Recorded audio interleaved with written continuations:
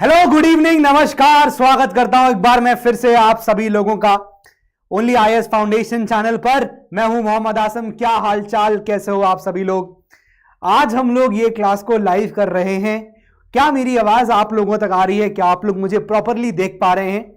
एक बार कंफर्मेशन दे दीजिए, फिर हम लोग आज के इस धुआंधार चैप्टर की शुरुआत करते हैं। काफी इंपॉर्टेंट चैप्टर है। एक बार जल्दी से मुझे कंफर्मेशन दे दीजिए, क्या आप लोगों को मेरी आवाज आ रही है? क्या आप लोग मुझे देख पा रहे हैं? क्या आप लोग मुझे सुन पा रहे हैं? Yes everyone please. हमारे साथ यहां पर परीक्षा मिश्रा, रमन दुबे, नीलम कल्याण सब जुड़े हुए हैं।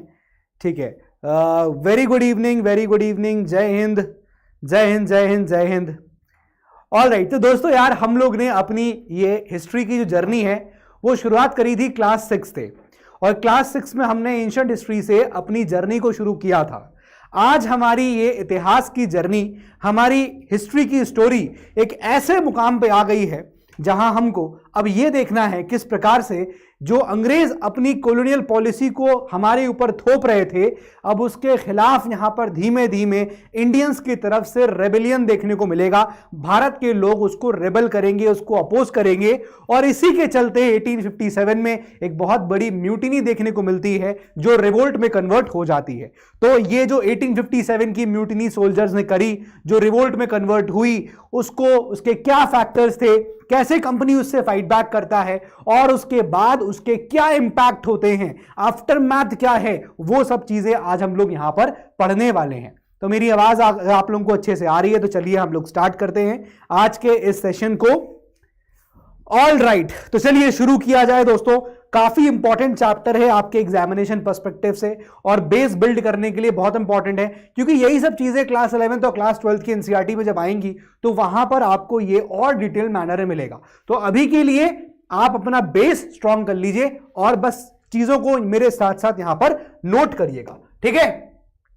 तो चलिए शुरू करते हैं, स्टार्ट करते हैं अपने आज के इस सेशन को दोस्त। Very important session. मेरे साथ साथ आप लोग लिखते जाइएगा और मेरे साथ साथ आप लोग जो है नोट्स बनाते जाइएगा, समझते जाइएगा। क्लियर है?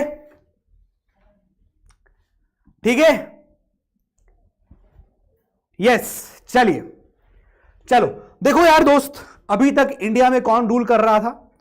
देखा हमने मेडिवल हिस्ट्री के टाइम पे कि मुगल एम्परर आ चुके थे, मुगल एम्पायर थे जो इंडिया को रूल कर रहे थे, लेकिन मुगल एम्परर से इस ईस्ट इंडिया कंपनी ने दीवानी राइट्स भी ले लिए थे, और धीमे धीमे जो शिकंजा था वो इन मुगल रूलर्स के ऊपर कसता चला गया, और इनके हाथ से इनकी पावर जाने लगी, और वही सारे काम जो अभी तक मुगल रूलर्स कर रहे थे, अब उनकी जगह वो काम ईस्ट इंडिया कंपनी करने लगी। यानी एक तरीके से जो कंट्रोल था इंडिया का, जो चाबी थी इंडिया की, अब वो किसके पास थी? वो अंग्रेजों के पास आ गई थी। यानी कि ड्राइविंग सीट पे अब अंग्रेज थे और मुगल्स को वहां से साइडलाइन कर दिया गया था।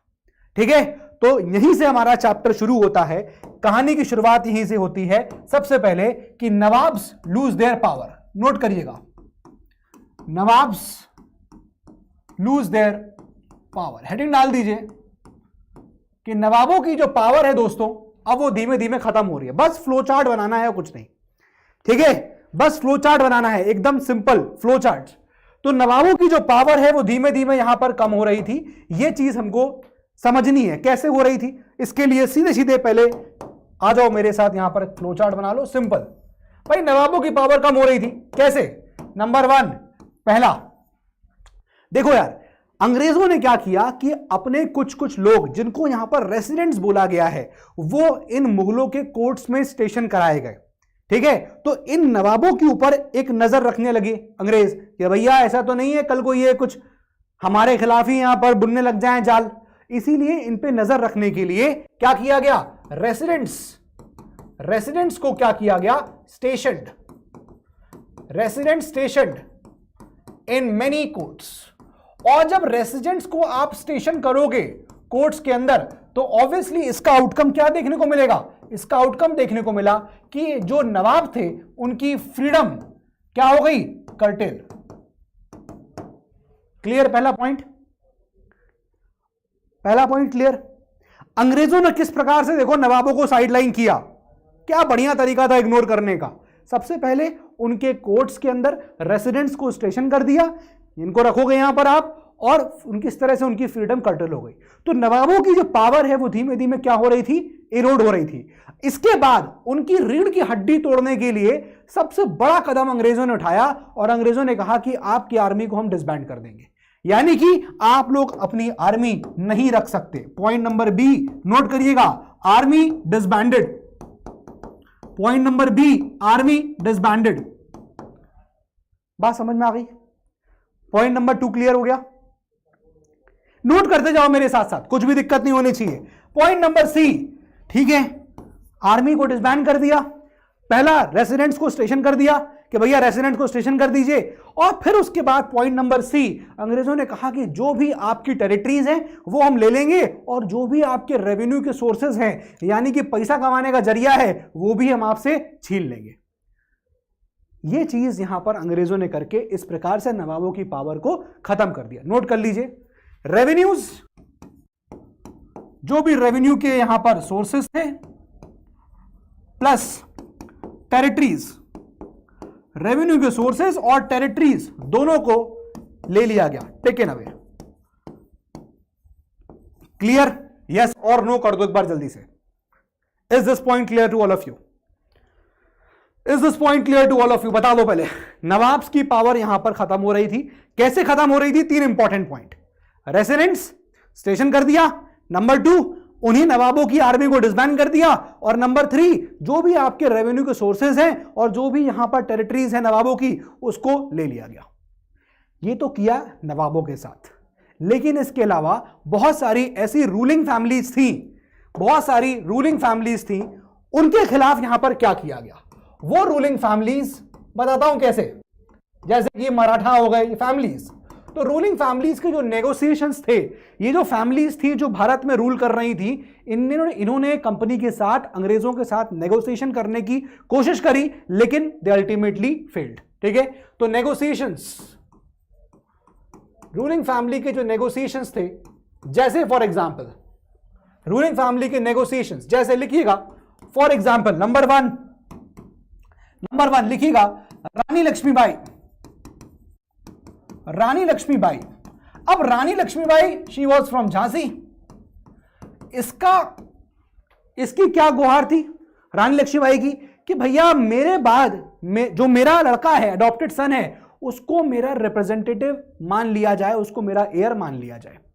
ये इसकी डिमांड थी, लेकिन अंग्रेजों ने रानी लक्ष्मीबाई की इस डिमांड को मानने से मना कर दिया। Similarly if you will see कि जो नाना साहेब थे, Nana Saheb who was the adopted son of Peshwa Bajirao two, तो पेशवा बाजीराव टू के लड़के ने, नाना साहेब ने ये रिक्वेस्ट करी, ये गुहार लगाई अंग्रेजों से कि मेरे फादर की पेंशन मुझे दी जाए, और ये बात को भी कंपनी ने नकार दिया। तो जो रूलिंग फैमिलीज थी उनकी नेगोशिएशंस फेल हो गए।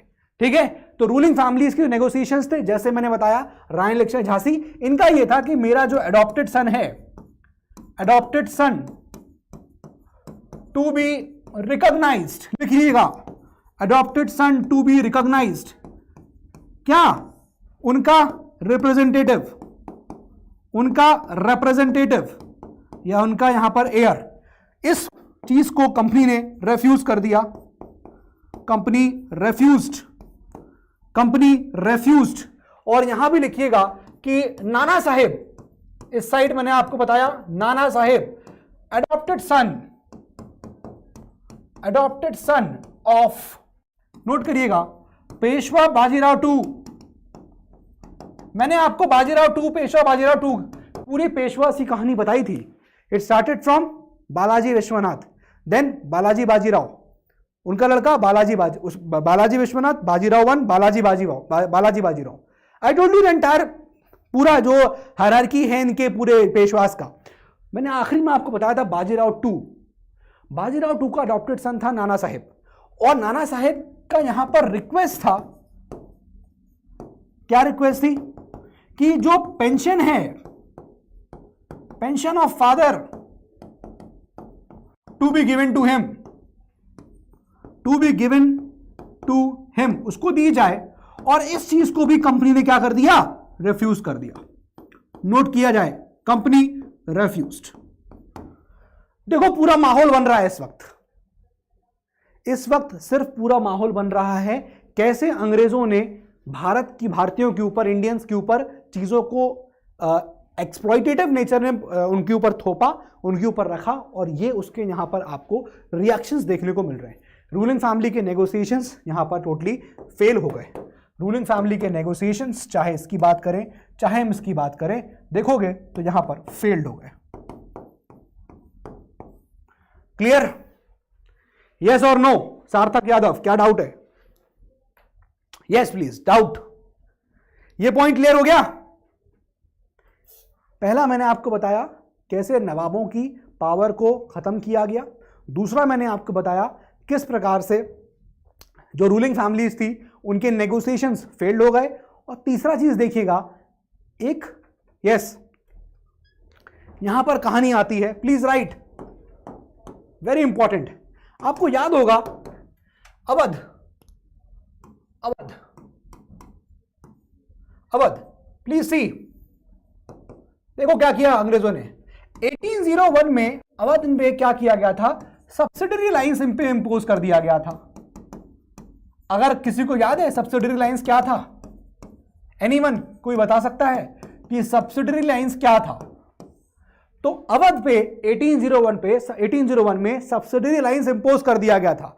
यस, सब्सिडरी लाइंस का मतलब मैंने आपको 3-4 पॉइंट्स बताए थे, जैसे कि ये कहा गया कि अब इंडियंस जो रूलर्स हैं वो अपने कोर्ट्स के अंदर कोई आर्मी नहीं रखेंगे, हमारे यहाँ पर बंदे होंगे जिनको आपको मेंटेन करना पड़ेगा, आप कोई एक्सटर्नल अफेयर्स नहीं करेंगे, कोई आप दूसरे कंट्री से अपना संबंध नहीं बनाएंगे। और आखिरी में बड़े खूबसूरती से एक और पॉइंट ऐड कर दिया अंग्रेजों ने कि हम आपके इंटरनल अफेयर्स में दखल नहीं देंगे। हर जगह दखल दे रहे हैं, और ये भी अपना हाथ साफ कर लिया, क्लीन चिट ले ली अपने आप से कि हम आपके इंटरनल अफेयर्स में दखल नहीं देंगे। 1801 में सब्सिडरी लाइंस अवध पे इंपोज करके अवध पे कब्जा लिया गया, ठीक है, सब्सिडरी लाइंस इंपोज्ड। लेकिन 1856 में आप देखोगे कि डलहौसी ने अवध पे कब्जा कर लिया, सब्सिडरी लाइंस की जगह अवध पे कब्जा कर लिया। ये तो ठीक है, सब्सिडरी लाइंस इंपोज था, अवध टेकन ओवर, अवध पे कब्जा कर लिया। क्यों अवध पे कब्जा किया? वाई? कब्जा इसलिए किया, उसने कहा डलहौसी ने कि भैया अवध में मिस गवर्नेंस हो रहा है, ब्रिटिश की जरूरत है कि वो वहां पर प्रॉपर एडमिनिस्ट्रेशन करे। इस वजह से उन्होंने मिस गवर्नेंस के नाम पे अवध को अपने हाथ में ले लिया। क्लियर है? Point is clear? तो डलहौसी अवध टेकन ओवर, और on grounds of misgovernance, note करिएगा, on grounds of misgovernance, on grounds of misgovernance, misgovernance के नाम पे अवध को यहां पर ले लिया गया। और साथ में ये कहा गया, क्या कहा गया? ये कहा गया कि ब्रिटिश इंटरफेरेंस चाहिए, ब्रिटिश इंटरफेरेंस चाहिए, काहे के लिए? प्रॉपर एडमिनिस्ट्रेशन के लिए। काहे के लिए? प्रॉपर एडमिनिस्ट्रेशन के लिए। ये पॉइंट क्लियर है कि नहीं? क्लियर है इतना? अब आगे देखिए, ये तो हो गया अवध की कहानी। नॉट ओनली दिस, अब इसके अलावा क्या हुआ कि भैया मुगलों का क्या हुआ सर? जो मुगल थे उनका क्या हुआ? ओहो, मुगलों का तो और बुरा बदतर हाल कर दिया उन लोगों ने। क्या किया मुगलों का हाल? मुगलों का और बुरा बदतर हाल किया। क्या किया? लेट अस सी। फर्स्ट पॉइंट, ये सिर्फ फ्लो चार्ट बनाइए और कुछ नहीं। चलिए आइए, पहला पॉइंट, जो भी मुगल राजा था उसका नाम, वो सिक्के जो मिंट होते थे, उस मिंटेड सिक्कों में जो राजाओं का नाम होता था, मुगलों राजाओं का, वो नाम कंपनी ने हटा दिया। पहला पॉइंट लिखिएगा, Mughal ruler name, Mughal ruler name क्या किया गया? रिमूव्ड फ्रॉम कॉइन, कॉइन से वो नाम हटा दिया गया। किसने हटा दिया? Minted by the company, minted by company. तो जो कंपनी यहां पर सिक्के को मिंट कर रही थी, अब उसने मुगलों के राजाओं के नाम जो थे सिक्कों पे जो लिखे थे वो यहां पर हटा दिए। बात समझ में आ गई? क्लियर? पॉइंट नंबर 2 आइए। सेकंड पॉइंट, डलहौसी ने कहा कि बहादुर शाह जफर, जो कि अभी यहां पर लास्ट मुगल रूलर है, जब बहादुर शाह जफर की डेथ हो जाएगी या बहादुर शाह जफर के बाद उसके फैमिली को रेड फोर्ट से बाहर निकाल दिया जाएगा और दिल्ली में एक दूसरी जगह दे दी जाएगी जहां पर वो रह सकते हैं। क्लियर? लिखिएगा Dalhousie announcement. Dalhousie announcement, announcement याद रहेगा ना, अनाउंसमेंट लिखाने की जरूरत तो नहीं है। डलहौजी अनाउंसमेंट क्या कि भाई after Bahadur Shah Zafar, after Bahadur Shah Zafar Mughal family will be moved out of the red fort. Mughal की फैमिली को, Mughal family will be moved out of red fort, ठीक है, और उनको कोई दूसरी जगह दे दी जाएगी जहां पर वो रह सकते हैं। क्लियर? भरत सिंह माहौल बहुत स्लो तो पढ़ा रहे हैं, इतना जल्दी कहां पढ़ा रहे हैं। ये बात क्लियर हो गई कि नहीं क्लियर हो गई? इसके बाद very important next point number C, point number C इसके बाद कैनिंग का declaration. Lord Canning, viceroy, governor general, sorry, Canning declaration. क्या डिक्लेरेशन किया कि भाई बहादुर शाह जफर, मैं शॉर्ट फॉर्म में BSZ लिख रहा हूं, बहादुर शाह जफर, इसके बाद ये लास्ट मुगल रूलर है और इसके बाद कोई भी मुगल रूलर नहीं होगा। No one will be Mughal ruler, कोई भी मुगल रूलर नहीं होगा। और जो भी इसके डिसेंडेंट्स हैं, जो भी डिसेंडेंट है, यानी कि जो भी बहादुर शाह जफर के डिसेंडेंट्स होंगे उनको प्रिंस की तरह बोला जाएगा। वेरी इंपॉर्टेंट, नोट कर लिया जाए। ये स्टेप्स देखिए कितने इंपॉर्टेंट स्टेप्स यहां पर लिए जा रहे हैं। बात समझ में आ गई? मुगलों के साथ क्या सलूक किया गया, ठीक है। Lord Canning declaration 1856 and Dalhousie का अनाउंसमेंट इन 1839 इंपॉर्टेंट है, दोनों को यहां पर नोट कर लिया जाए। Yes please. Clear? Clear? Clear है कि नहीं? क्लियर है कि नहीं? सॉरी 1839 क्यों लिख दिया, डलहौजी था कहां? Yes 1849, 1849। Note it please, note कर लीजिए, स्क्रीनशॉट ले लीजिए, जो भी है इसको कर लीजिए, ठीक है। तो अभी तक यहां पर हमने क्या देखा कि भाई जो नवाब थे उनकी पावर खत्म हो रही थी, क्योंकि अभी तक देखो मुगल के राजा महाराजा रूल कर रहे थे। अब अंग्रेज आ गए थे तो अंग्रेजों ने क्या किया, इन मुगलों की, इन नवाब जो थे उनकी पावर खत्म कर रहे थे। कैसे? पहला तो एक रेसिडेंट को अपॉइंट कर दिया उनके कोर्ट के अंदर, इसका मतलब उनकी फ्रीडम खत्म हो गई। उसके बाद उनकी रीढ़ की हड्डी खत्म तोड़ने के लिए और उनके पर्क उतरने के लिए उन्होंने कहा कि भाई आप कोई आर्मी नहीं रखेंगे। अब कोई राजा बिना आर्मी के क्या मतलब, मैं राजा हूं क्या? नहीं हो सकता, आर्मी नहीं है ना भाई। राजा वही जिसके पास आर्मी, समझ रहे हो। और जो सब पे जीत जाए भाई वो आदमी शहंशाह, बादशाह हो गया, ठीक है। तो आर्मी को डिसबैंड कर दिया और जो भी रेवेन्यू के सोर्सेस थे, जो भी टेरिटरीज थी, उनको यहां पर ले लिया गया। इस तरह से नवाबों की पावर कम करी गई। इसके अलावा जो रूलिंग फैमिलीज थी, जैसे लक्ष्मी भाई, उसने कहा कि भाई मेरा अडॉप्टेड सन जो है उसको मान लिया जाए, चाहते थे कि उसको रिकॉग्नाइज कर लिया जाए एज द अडॉप्टेड हेयर, कि भैया ये हमारा अडॉप्टेड होगा, रिप्रेजेंटेटिव होगा, या फिर ये हमारा क्या होगा, ये हमारा अडॉप्टेड एयर होगा, ये हमारा क्या होगा, ये हमारा एयर होगा। इस चीज की यहां पर डिमांड करी गई, लेकिन कंपनी ने रिफ्यूज कर दिया। नाना साहब जो अडॉप्टेड सन थे पेशवा बाजीराव टूके, उन्होंने कहा कि मेरे फादर की इनकम मुझे, पेंशन मुझे दे दी जाए, ये बात भी कंपनी ने मानने से मना कर दिया। तो जो नेगोशिएशंस थे रूलिंग फैमिलीज के, वो यहां पर क्या कर दिए गए, रिफ्यूज कर दिए गए। अवध पे 1801 में सब्सिडरी लाइंस इंपोज किया गया, और देखा जाए तो यहां पर 1856 में डलहौजी ने अवध को कैप्चर कर लिया, ले लिया अपने हाथों में on the grounds of miss governance, ठीक है। मिस गवर्नेंस के नाम पे यहां पर क्या किया, ये ले लिया गया। तो ब्रिटिश ने कहा कि जरूरी है कि यहां पर हम प्रॉपर एडमिनिस्ट्रेशन करें।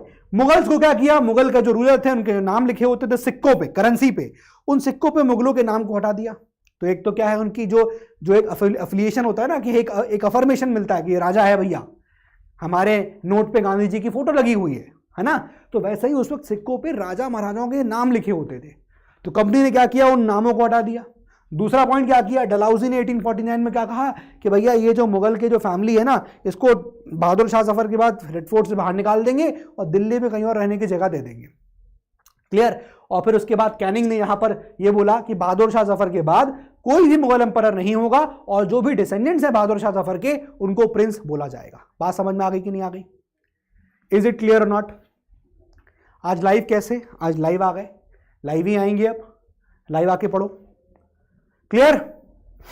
यहां तक बात क्लियर हो गई? चलिए, अब खाली यही लोग वर्ग के लोग नहीं थे जो यहां पर परेशान थे, इसके अलावा लिखिएगा, please right, please right, sepoys, या ऐसे लिखिए पीजेंट्स, पीजेंट्स एंड सिपॉइज। ये भी बेचारे परेशान हो रहे थे। अरे तभी तो जाके कहानी तो सुनी होगी ना, कैसे म्यूटिनी होती है। म्यूटिनी कौन करता है? सिपॉइज। अभी अंग्रेज सिपॉइज, सिपाही नहीं बोल पाते थे, सिपॉइज। तो पीजेंट्स, ये बेसिकली इनकी क्या दिक्कत थी, नोट करिएगा। इनकी दिक्कत थी कि इनसे बहुत ज्यादा हाई टैक्सेस लिए जाते थे। भाई अंग्रेजों की तो पुरानी आदत थी हाई टैक्सेस लेना, तो बहुत हाई टैक्सेस इनसे मांगे जाते थे और बहुत ही इनका रिजिड मेथड होता था रेवेन्यू कलेक्शन का। नोट करिएगा, रिजिड मेथड, नोट करिएगा, rigid method of revenue collection. बहुत ही रिजिड मेथड होता था इनका रेवेन्यू को कलेक्ट करने का। तो ये बेचारे जो यहां पर पीजेंट्स थे ये बहुत ज्यादा नाखुश होते थे। पीजेंट्स हो गए और यहां पर जमींदार हो गए, तो इनसे हाई रेंट लिया जा रहा है, हाई टैक्सेस लिए जा रहे हैं और इनसे जो रेवेन्यू वसूला जा रहा है उसका बड़ा ही खतरनाक, बहुत ही रिजिड तरीका होता था। इसलिए ये लोग क्या थे, ये लोग बहुत ही ज्यादा रिसेंट कर रहे थे अंग्रेजों को। दे वर रिसेंटिंग दिस। रिसेंटेड मतलब एक तरह से अपोज कर रहे थे कि इतना हाई टैक्स मत लीजिए। क्लियर। जो सिपाही थे, जो सिपॉइज थे, वो क्या हुआ, उनका क्या हुआ, ये भी बहुत अनहैप्पी थे। दे वर वेरी अनहैप्पी। क्यों, क्यों खुश थे, सॉरी क्यों खुश नहीं थे ये? क्योंकि इनको जो अलाउंसेस दिए जा रहे थे, इनको जो पे दी जा रही थी, सैलरी दी जा रही थी और जो उनकी कंडीशंस ऑफ सर्विस थी वो बहुत ज्यादा खराब थी। इस वजह से ये सारे सिपाही बहुत ज्यादा नाखुश थे। बात समझ में आ गई कि नहीं आ गई? क्लियर हो गया कि नहीं हो गया? नोट करिए, अनहैप्पी होने के क्या कारण थे। पहला, जो इनकी पे थी बहुत कम थी। दूसरा, जो इनके अलाउंसेस थे वो यहां पर नहीं मिलते थे, कम थे। और तीसरा, जो यहां पर इनकी कंडीशंस ऑफ सर्विस थी वो बहुत खराब थी। अरे भैया दिल्ली में बाढ़ आ रही है फिर भी आपको जाके काम करना है। कंडीशंस ऑफ सर्विस बहुत ज्यादा खराब थी। नोट करिएगा, कंडीशंस ऑफ सर्विस क्या हो गई, पुअर। और प्लस यहां तक तो फिर भी लोग टॉलरेट कर रहे थे, सिपाही टॉलरेट कर रहे थे।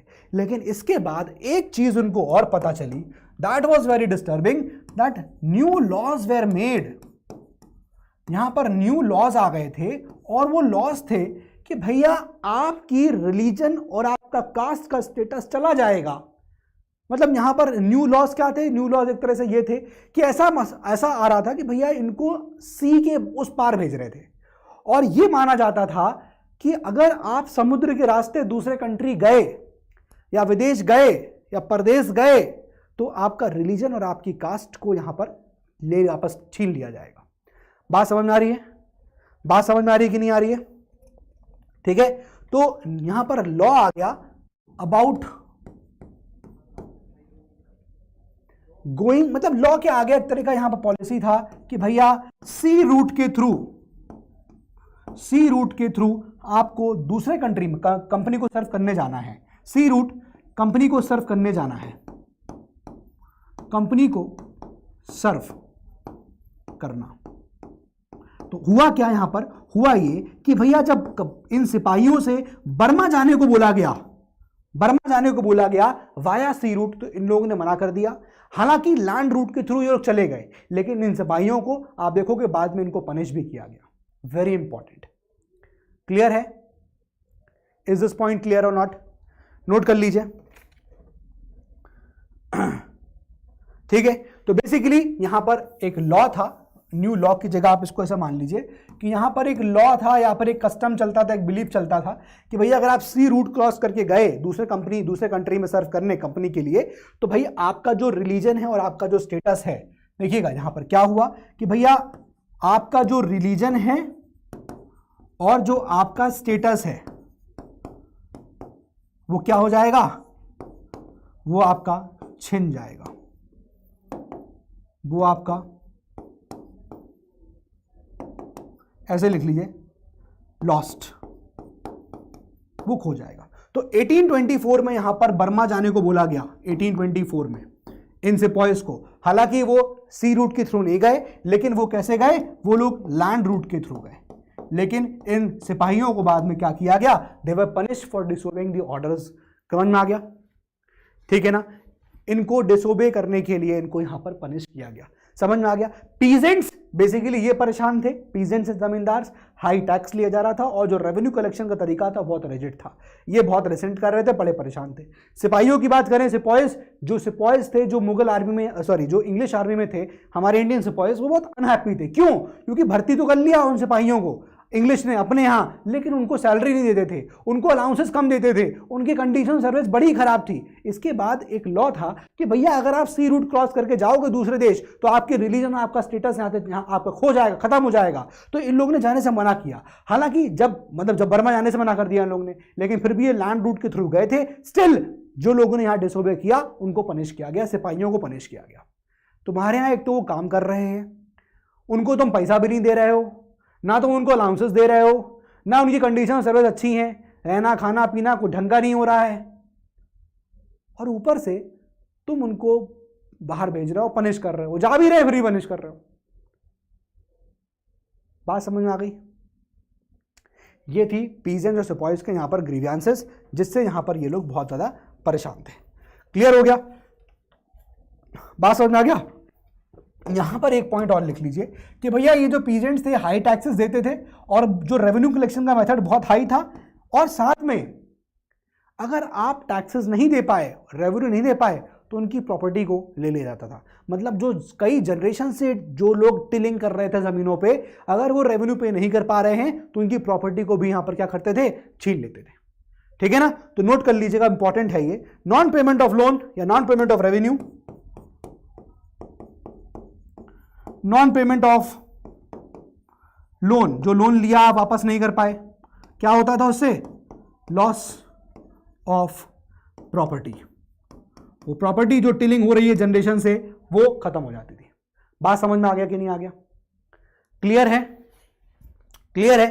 नोट कर लिया जाए, इसको नोट कर लिया जाए, फिर हम लोग आगे बढ़ते हैं। यहां तक आपकी एनसीईआरटी में ये सब चीजें यहां पर दी गई हैं। Clear, clear, yes please note कर लीजिए, नोट कर लीजिए, फिर हम लोग आगे बढ़ते हैं। स्क्रीनशॉट ले लीजिए, नोट कर लीजिए, what ever you feel like वो कर लीजिए, ठीक है। ऑल राइट, चलिए अब आगे बढ़ते हैं।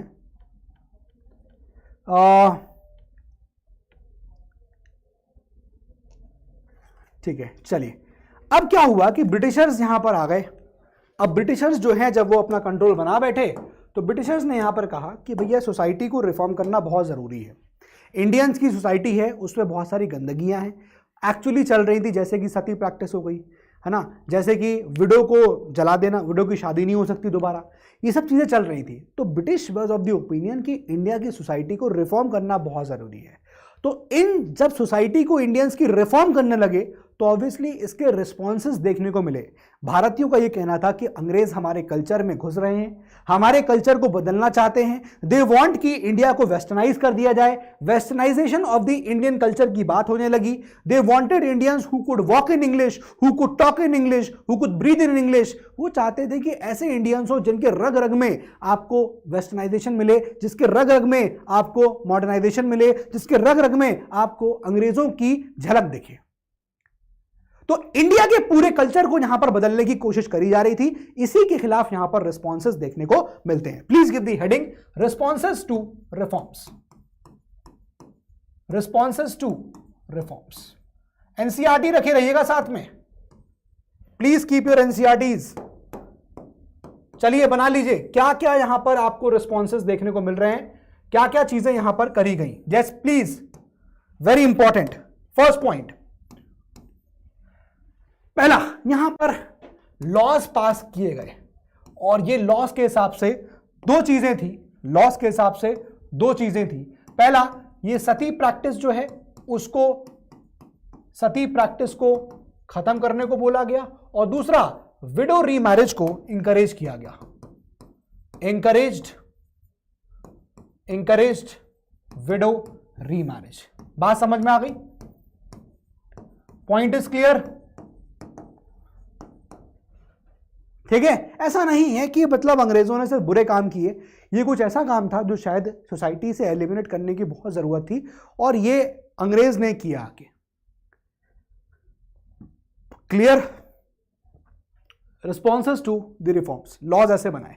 दूसरा आइए, दूसरा सेकंड पॉइंट, अंग्रेजों ने बहुत ज्यादा इंपॉर्टेंस दिया कि जो भी हम एजुकेशन दें वो हम इंग्लिश मीडियम में दें। आप आगे क्लास 12th में आओगे तो वहां पर बहुत बड़ा एक आपको पूरा पॉइंट ही मिलेगा, बहुत बड़ा एक आपको एक अच्छा खासा इस पे इशू है जो हमें पढ़ना भी है। एजुकेशन किस भाषा में दी जाए, इंग्लिश लैंग्वेज या वर्नाक और ओरिएंटल लैंग्वेजेस, इसमें यहां पर इशू हुआ था। हालांकि यहां पर इतना नहीं है, यहां पर लिखिए कि भाई रिफॉर्म्स में और क्या किया। एक तो ये कि सोसाइटी के अंदर रिफॉर्म में उन्होंने सती प्रैक्टिस को खत्म करने के लिए बोला, दूसरा विडो रीमैरिज को इंकरेज किया, थर्ड सेकंड पॉइंट देखिए यहां पर कि एजुकेशन इन इंग्लिश लैंग्वेज, जो भी एजुकेशन हो रही है उसको इंग्लिश लैंग्वेज में यहां पर किया जाए। इससे क्या होगा, अगेन भारत की जो लैंग्वेज है वो कमजोर हो जाएगी, हिंदी कमजोर हो जाएगी। अब ऐसा अंग्रेजों ने क्यों करना चाहते थे, वो क्यों चाह रहे थे कि अंग्रेजी में इंग्लिश जो है वो मीडियम होना चाहिए एजुकेशन का? वाई? उनका सिंपल सा रीजन ये था कि अगर इंडियंस यहां पर इंग्लिश बोल पाएंगे, सीख जाएंगे, तो अंग्रेजों को उन इंडियन से जिनको वो नौकरी दे रहे हैं अपने यहां, उनके साथ काम करने में, उनको कोई चीज कम्युनिकेट करने में आसानी होगी। इसीलिए अंग्रेजों का ये ऑब्जेक्टिव था कि इंडिया को या इंडियंस को एजुकेशन इंग्लिश लैंग्वेज में दी जाए। वो अपना कम्युनिकेशन मेथड आसान करना चाहते थे। बात समझ में आ रही है? Clear? Clear? Third point, third important, again 1830s में आप देखोगे कि जो क्रिश्चियन मिशनरीज थी, क्रिश्चियन मिशनरीज, उनको यहां पर एकदम फुल अलाउ कर दिया क्रिश्चियन मिशनरीज को कि आप रिलीजन को प्रोपोगेट करिए, लैंड और प्रॉपर्टी को आप ओन कर सकते हैं। क्लियर हो गया? नोट कर लीजिएगा, क्रिश्चियन मिशनरीज, नोट करिएगा, allowed to freely function, freely वो फंक्शन कर सकते थे। ठीक है। और दूसरा इंपॉर्टेंट चीज यहां पर क्या है कि allowed to own land and property. यही क्रिश्चियन मिशनरीज भाई आएंगी तो अपनी मिशनरी कहीं सेट करेंगी, कहीं रहने के लिए जगह चाहिए, तो ये अपनी लैंड और प्रॉपर्टी को भी ओन कर सकते हैं। देखो किस तरह से धीमे धीमे इंडियंस में अंग्रेजों की एंट्री हो रही है, कैसे इंडियन एक तरह से वेस्टर्नाइज हो रहा है, कल्चर के थ्रू भी, लोगों के थ्रू भी। यानी अभी तक देखिए क्रिश्चियन मिशनरीज नहीं थी, लेकिन 1830s में जब क्रिश्चियन मिशनरीज उस वक्त आई तो क्रिश्चियन मिशनरीज को एकदम फ्री कर दिया। देख रहे हो कैसे फैक्टर्स बिल्ड हो रहे हैं 1830। ये फैक्टर देखो आप, dates, please see these dates, very important. 1801 में सब्सिडी लाइंस, लेकिन 1857 से ठीक पहले अवध का यहां पर क्या किया, अवध को सीज कर लिया। सब्सिडी लाइंस था 1801 में, लेकिन 1856 में मिस गवर्नेंस के नाम पे अवध को सीज कर लिया। ठीक है। देखो कैसे यहां माहौल बन रहा है, नवाब्स को उनसे सब चीजें ले ली। देखो कैसे नवाब भी एकदम पोर हैं, रूलिंग फैमिलीज को अलाउ नहीं किया गया, अवध को मिस गवर्नेंस के नाम पे ले लिया, मुगलों को साइडलाइन कर दिया, पीजेंट से हाई टैक्सेस, रेवेन्यू मेथड बड़ा, उनका रेवेन्यू कलेक्शन का तरीका बड़ा ही रिजिड था। उन्होंने कहा कि जो नॉन पेमेंट करेगा, लोन नहीं दे पाएगा, उसको हम उसकी प्रॉपर्टी ले लेंगे। इसके अलावा सिपाही बड़े खुश नहीं थे क्योंकि उनको सैलरी, उनके अलाउंसेस, उनकी कंडीशन ऑफ सर्विस ये एकदम बेकार थी। और साथ में ऐसा लॉ था जिसको वो लोग वायलेट करा रहे थे। उनसे कह रहे थे कि आप जाइए बर्मा में, और बर्मा जाने का मतलब यह था सी रूट के थ्रू कि उनका रिलीजन और उनका स्टेटस दोनों खत्म, कास्ट दोनों यहां पर लॉस्ट हो जाता। ठीक है ना, religion and caste, religion and caste, ये दोनों चीजें यहां पर खो जाती। बात समझ में आ रही है? देख रहे हो किस प्रकार से यहां चीजें डेवलप हो रही हैं। फिर देखिए अब वो क्या कर रहे हैं, वो कह रहे हैं कि इंडिया की सोसाइटी में जरूरत है कि हम चीजों को ठीक करें। कुछ बात तो बढ़िया थी जैसे लॉज बनाए, सती प्रैक्टिस हटाया, अच्छा चीज है, विडो रीमैरिज करवाया, बढ़िया चीज है, एजुकेशन भी लेके आ गए, अच्छा है, लेकिन ये सब उनके सेल्फिश इंटरेस्ट थे, इसलिए वो चाह रहे थे। यहां पर बात समझ में आ गई। देन 1830s में क्रिश्चियन मिशनरीज को अलाउ कर दिया, जाओ भैया फिल्ला खुला घूमो, खुले सांड की तरह, कुछ दिक्कत नहीं है, जो करना वो करो, जाके सब अलाउ कर दिया और कहा कि भैया आप लैंड और प्रॉपर्टी ले सकते हो, बड़े खुश टाइवे लगा के घूम रहे हैं एकदम। ये माहौल हो गया था इंडिया के अंदर, और ये सब तो ठीक है। इसके बाद जो लोग क्रिश्चियन मिशनरीज की बातों में नहीं आ रहे थे, अब उन्होंने क्रिश्चियनिटी में कन्वर्ट करने का तरीका और आसान कर दिया। क्या? अभी तक तो ये था कि अगर आप क्रिश्चियनिटी में कन्वर्ट हो गए, आपका रिलीजन चेंज हो गया, तो भैया जो जमीनें आपकी हैं एंसेस्ट्रल प्रॉपर्टी, उससे भी आप खारिज हो जाओगे, आउट। लेकिन अब लॉ बना दिया कि अगर आप क्रिश्चियनिटी में कन्वर्ट भी हो रहे हैं तो भी आपको आपकी लैंड इनहेरिट करने का राइट रहेगा। यह नया लॉ यहां पर लागू कर दिया। सर क्रिश्चियन मिशनरीज कौन है? भैया क्रिश्चियन मतलब ईसाइयों की, मिशनरी मतलब एक तरह से मिशन पे लोग, मिशनरी वर्ड बना है मिशन से, तो यहां पर ईसाइयों का मिशनरीज थी। कुछ लोग गुट में, ग्रुप में निकले अपने रिलीजन को प्रोपोगेट करने के लिए, क्रिश्चियनिटी के बारे में बताने के लिए, तो इंडिया में आके क्रिश्चियनिटी के बारे में बता रहे हैं। बात समझ में आ रही है? बात क्लियर हो रही है कि नहीं क्लियर हो रही है? 1850 में पॉइंट नंबर डी, 1850 में, अब देख रहे हो 1857 को और नजदीक आ गए। Conversion to Christianity became easier, लिखिएगा, कन्वर्जन क्रिश्चियनिटी क्या हो गया? इजियर हो गया। कैसे? कैसे इजियर हो गया? एंसेस्ट्रल प्रॉपर्टी को इनहेरिट करने का right, ancestral property can be inherited, मतलब आप कन्वर्ट हो गए उसके बाद भी एंसेस्ट्रल प्रॉपर्टी इनहेरिट कर सकते हैं। यह चीज यहां पर बोली गई। 1857 के कितने नजदीक यहां पर आ गए? क्लियर हो गया यहां तक बात? इंपॉर्टेंट है, इंपॉर्टेंट। नेक्स्ट एनसीईआरटी में क्या आ रहा है? अब यहां पर through the eyes of the people, अब लोग जो है वो किस प्रकार से इन चीजों को यहां पर देख रहे थे। आपके एनसीईआरटी में यहां पर एक पर्टिकुलर वो दिया हुआ है, मैं उसके बारे में यहां बता देता हूं क्या चीजें उसमें मेंशन्ड है। अब आपको एक कॉबो दिख रहा होगा, ब्लू कलर का प्रिंट दिख रहा होगा, उसमें क्या लिखा है वो देखिए, through the eyes of the people. Now to know what people were thinking of those days, let us study some sources. चलिए, एक सोर्स है जो एक किताब है जिसका नाम है माझा प्रवास। इस किताब को किसने लिखा हुआ है? This book is written by, here you can see, Vishnu Bhatt Godse. Majha Pravas किताब का नाम है विष्णु भट्ट गॉडसे। विष्णु भट्ट गॉडसे जो है वो मथुरा जा रहे थे, ठीक है, और रास्ते में उनकी जो काहे के लिए जा रहे थे? फॉर यज्ञ, यज्ञ के लिए वो मथुरा जा रहे थे। कौन? विष्णु भट्ट गॉडसे। रास्ते में उनकी मुलाकात सिपाही से होती है और सिपाही कहते हैं कि आगे मत जाओ क्योंकि आने वाले कुछ दिनों के अंदर बहुत बड़ा यहां पर एक रेबिलियन हो सकता है, अपराइजिंग हो सकती है। उन्होंने बोला met sipahis on the way, और सिपाहीज ने advise not to go Mathura because a massive uprising was going to break in 3 days। बात समझ में आ गई? क्या बोला उसने? ये जो आप देख रहे हो ब्लू कलर का, उसमें क्या लिखा है? एक बार एनसीईआरटी खोलो, साथ में अंडरलाइन करते रहो। विष्णु भट्ट गॉडसे, ये राइटर हैं, किताब माझा प्रवास। ये मथुरा जा रहे थे यज्ञ के लिए, रास्ते में सिपाहीज मिले, उन्होंने कहा कि आगे मत जाओ क्योंकि अगले 3 दिनों में एक मेजर अपराइजिंग यहां पर हो सकती है। क्लियर है? कंपनी ने यहां पर 84 ऐसे रूल्स बनाए ताकि हिंदूज और मुस्लिम्स को वाइप आउट किया जा सके।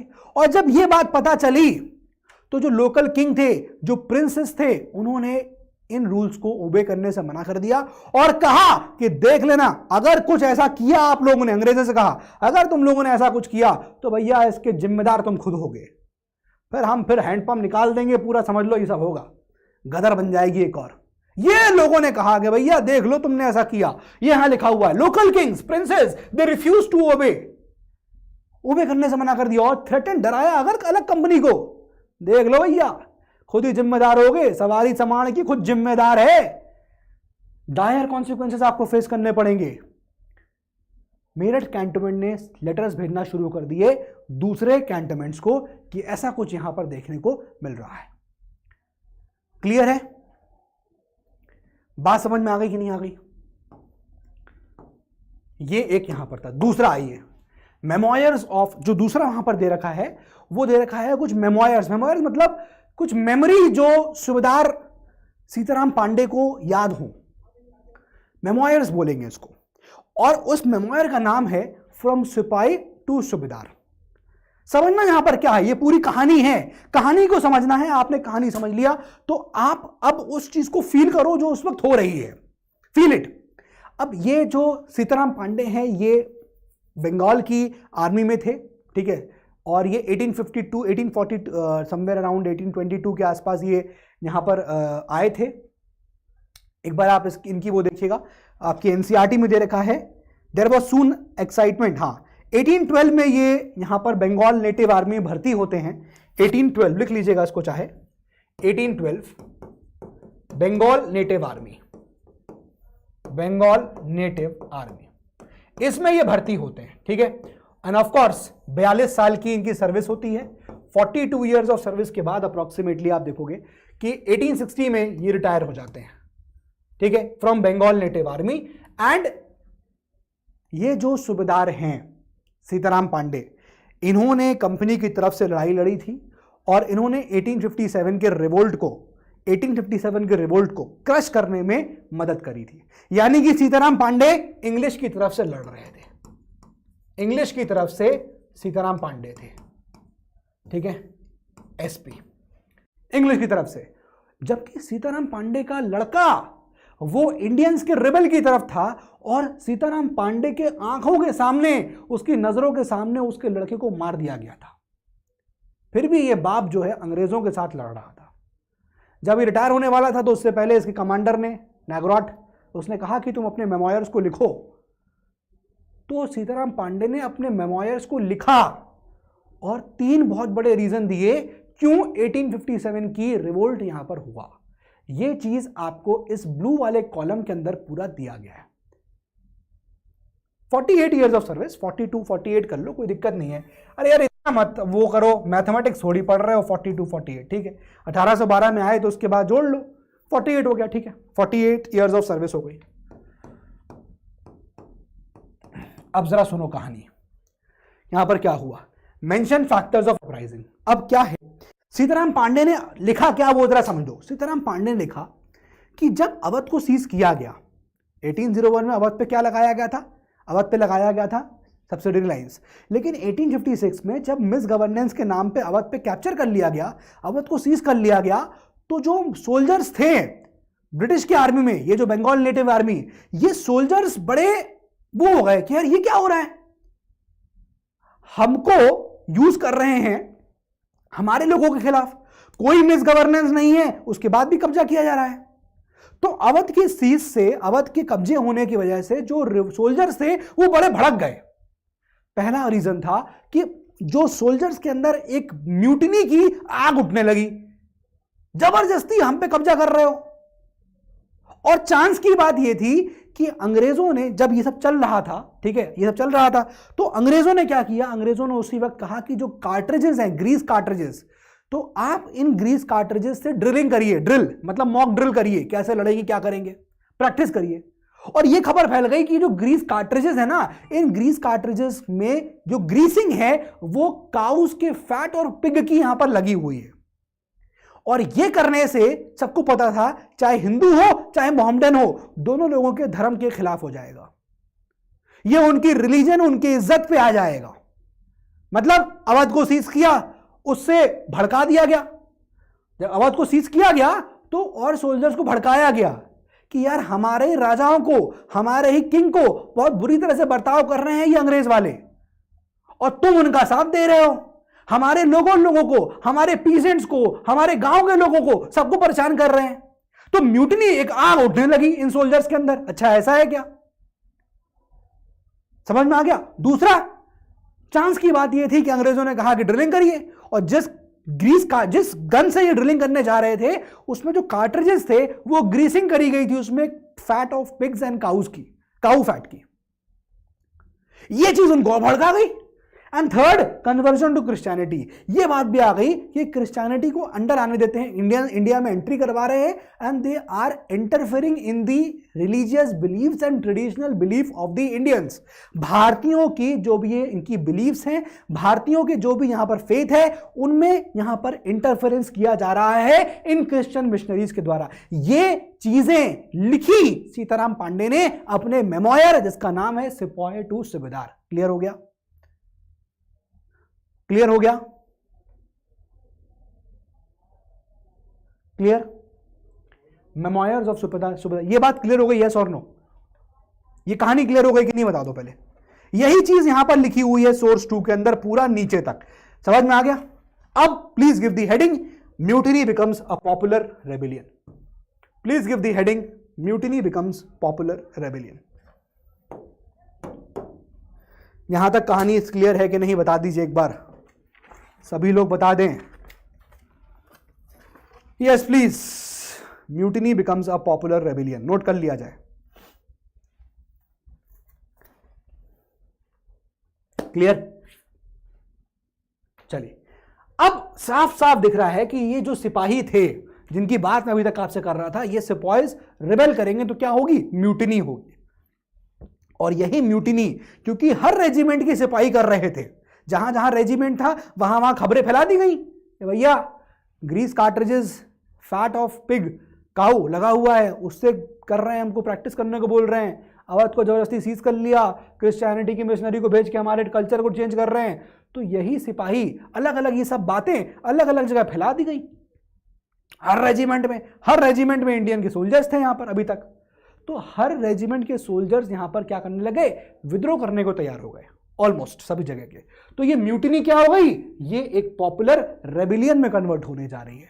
अब ये रेबेल होने लगेगा। जब म्यूटिनी हुई तो अब लोग भी साथ आएंगे, तो ये mutiny will be converted into a rebellion. इस चीज को यहां पर हमें पढ़ना है। Neelam please tell me what is memoir. Memoir का मतलब कोई यादगार मेमोयर, मेमोरी से बना हुआ है, तुम्हें जो याद है वो लिखो। ये बोला था उस वक्त के इनके मिलिट्री कमांडर ने, सीताराम पांडे के, भैया तुम्हें जो याद है लिखो। तो मेमोयर इज समथिंग जो मेमोरी में उसको याद हो, यादगार चीजें लिख दिया उसने, लेखा जोखा जो उसको याद था। क्लियर? म्यूटिनी जो है अब वो एक पॉपुलर रेबेलियन यहां पर बन रही थी। ये चीज चलिए यहां पर समझते हैं। Please give the heading. ये हेडिंग तो लगी हुई है।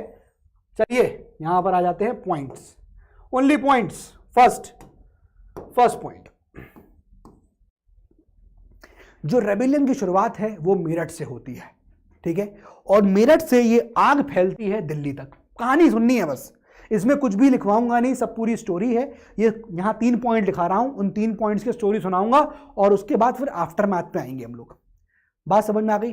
पहला पॉइंट देखिए, फर्स्ट पॉइंट, जो रेबेलियन है इसकी बिगिनिंग कहां से होती है? बिगिनिंग मेरठ से होती है। लिखिएगा, सर एक्सप्लेन करता हूं अभी। पहला पॉइंट लिख लीजिए, जो बिगिनिंग है वो मेरठ से होती है और ये कहां तक जाती है? Meerut to Delhi, Meerut to Delhi. First point. Point number B, rebellion शुरू हुआ मेरठ से, कहां तक गया? दिल्ली तक। फिर उसके बाद यही रेबेलियन और देशों में देश के अलग अलग एरिया में फैलने लग गया। रेबेलियन स्प्रेड्स, मतलब पहले तो रेबेलियन की शुरुआत होगी, कहानी सुनाऊंगा मेरठ से, कैसे मेरठ से वो दिल्ली पहुंची ये बताऊंगा। फिर उसके बाद जब ये दिल्ली में रेबेलियन हो गया तो अब ये रेबेलियन इंडिया के अलग अलग कोने तक पहुंचा, ठीक है। लेकिन उसके बाद भी अंग्रेजों ने इसको सप्रेस कर दिया और कंपनी फाइट बैक करती है, कंपनी फाइट्स बैक। क्लियर? अब चलिए पेन और कॉपी रख के सामने अपने मेरी कहानी को सुन लीजिए और फिर उसके बाद हम लोग आगे बढ़ेंगे। Please listen to the story very carefully. Listen, देखो यार, 8th of अप्रैल की बात है। 8th of अप्रैल, अब चीजें 1857 से स्टार्ट होंगी, ठीक है, 1857 से चीजें स्टार्ट होंगी, प्लीज ध्यान रखिएगा। 8 अप्रैल 1857 को एक यंग सोल्जर जिसका नाम था मंगल पांडे, वो अपने ऑफिसर्स को मार देता है। इस वजह से उसको यहां पर क्या किया जाता है, उसको हैंग टू डेथ कर दिया जाता है, ठीक है। क्लियर है? एनसीईआरटी अपनी खोल लीजिएगा एक बार, प्लीज ओपन योर एनसीईआरटीज। 8 अप्रैल को एक यंग सोल्जर था मंगल पांडे, उसको फांसी पे लटका दिया जाता है क्योंकि उसने ऑफिसर, अपने बैरकपुर के ऑफिसर को मार दिया था। तो बहुत सारे सिपाही थे बाकी दूसरे, वो एक तरह से पार्टिसिपेट करने को मना करते हैं क्योंकि इसको हैंग टू डेथ कर दिया गया था। लेकिन इसका रिपरकशन इतना ज्यादा देखने को मिलता है कि 9th ऑफ मई, मैं भी 8 अप्रैल की बात कर रहा हूं, अब 9th ऑफ मई, इसको भी चलिए लिख लेते हैं, प्लीज इसको मेंशन कर लेते हैं क्योंकि सही रहेगा अगर आप इस टाइम सीरीज को लिख लोगे। प्लीज इसको मेंशन कर लेते हैं। आइए, यस, चलिए 8 अप्रैल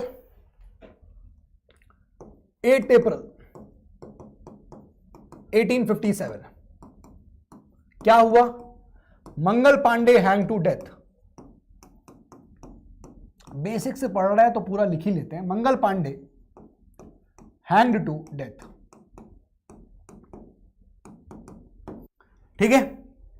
मंगल Pandey hang to death.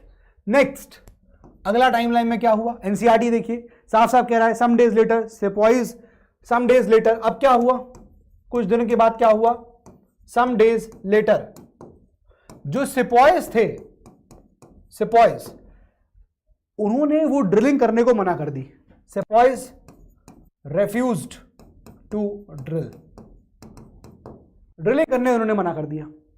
Then आप देखोगे आप कि 9th ऑफ मई 1857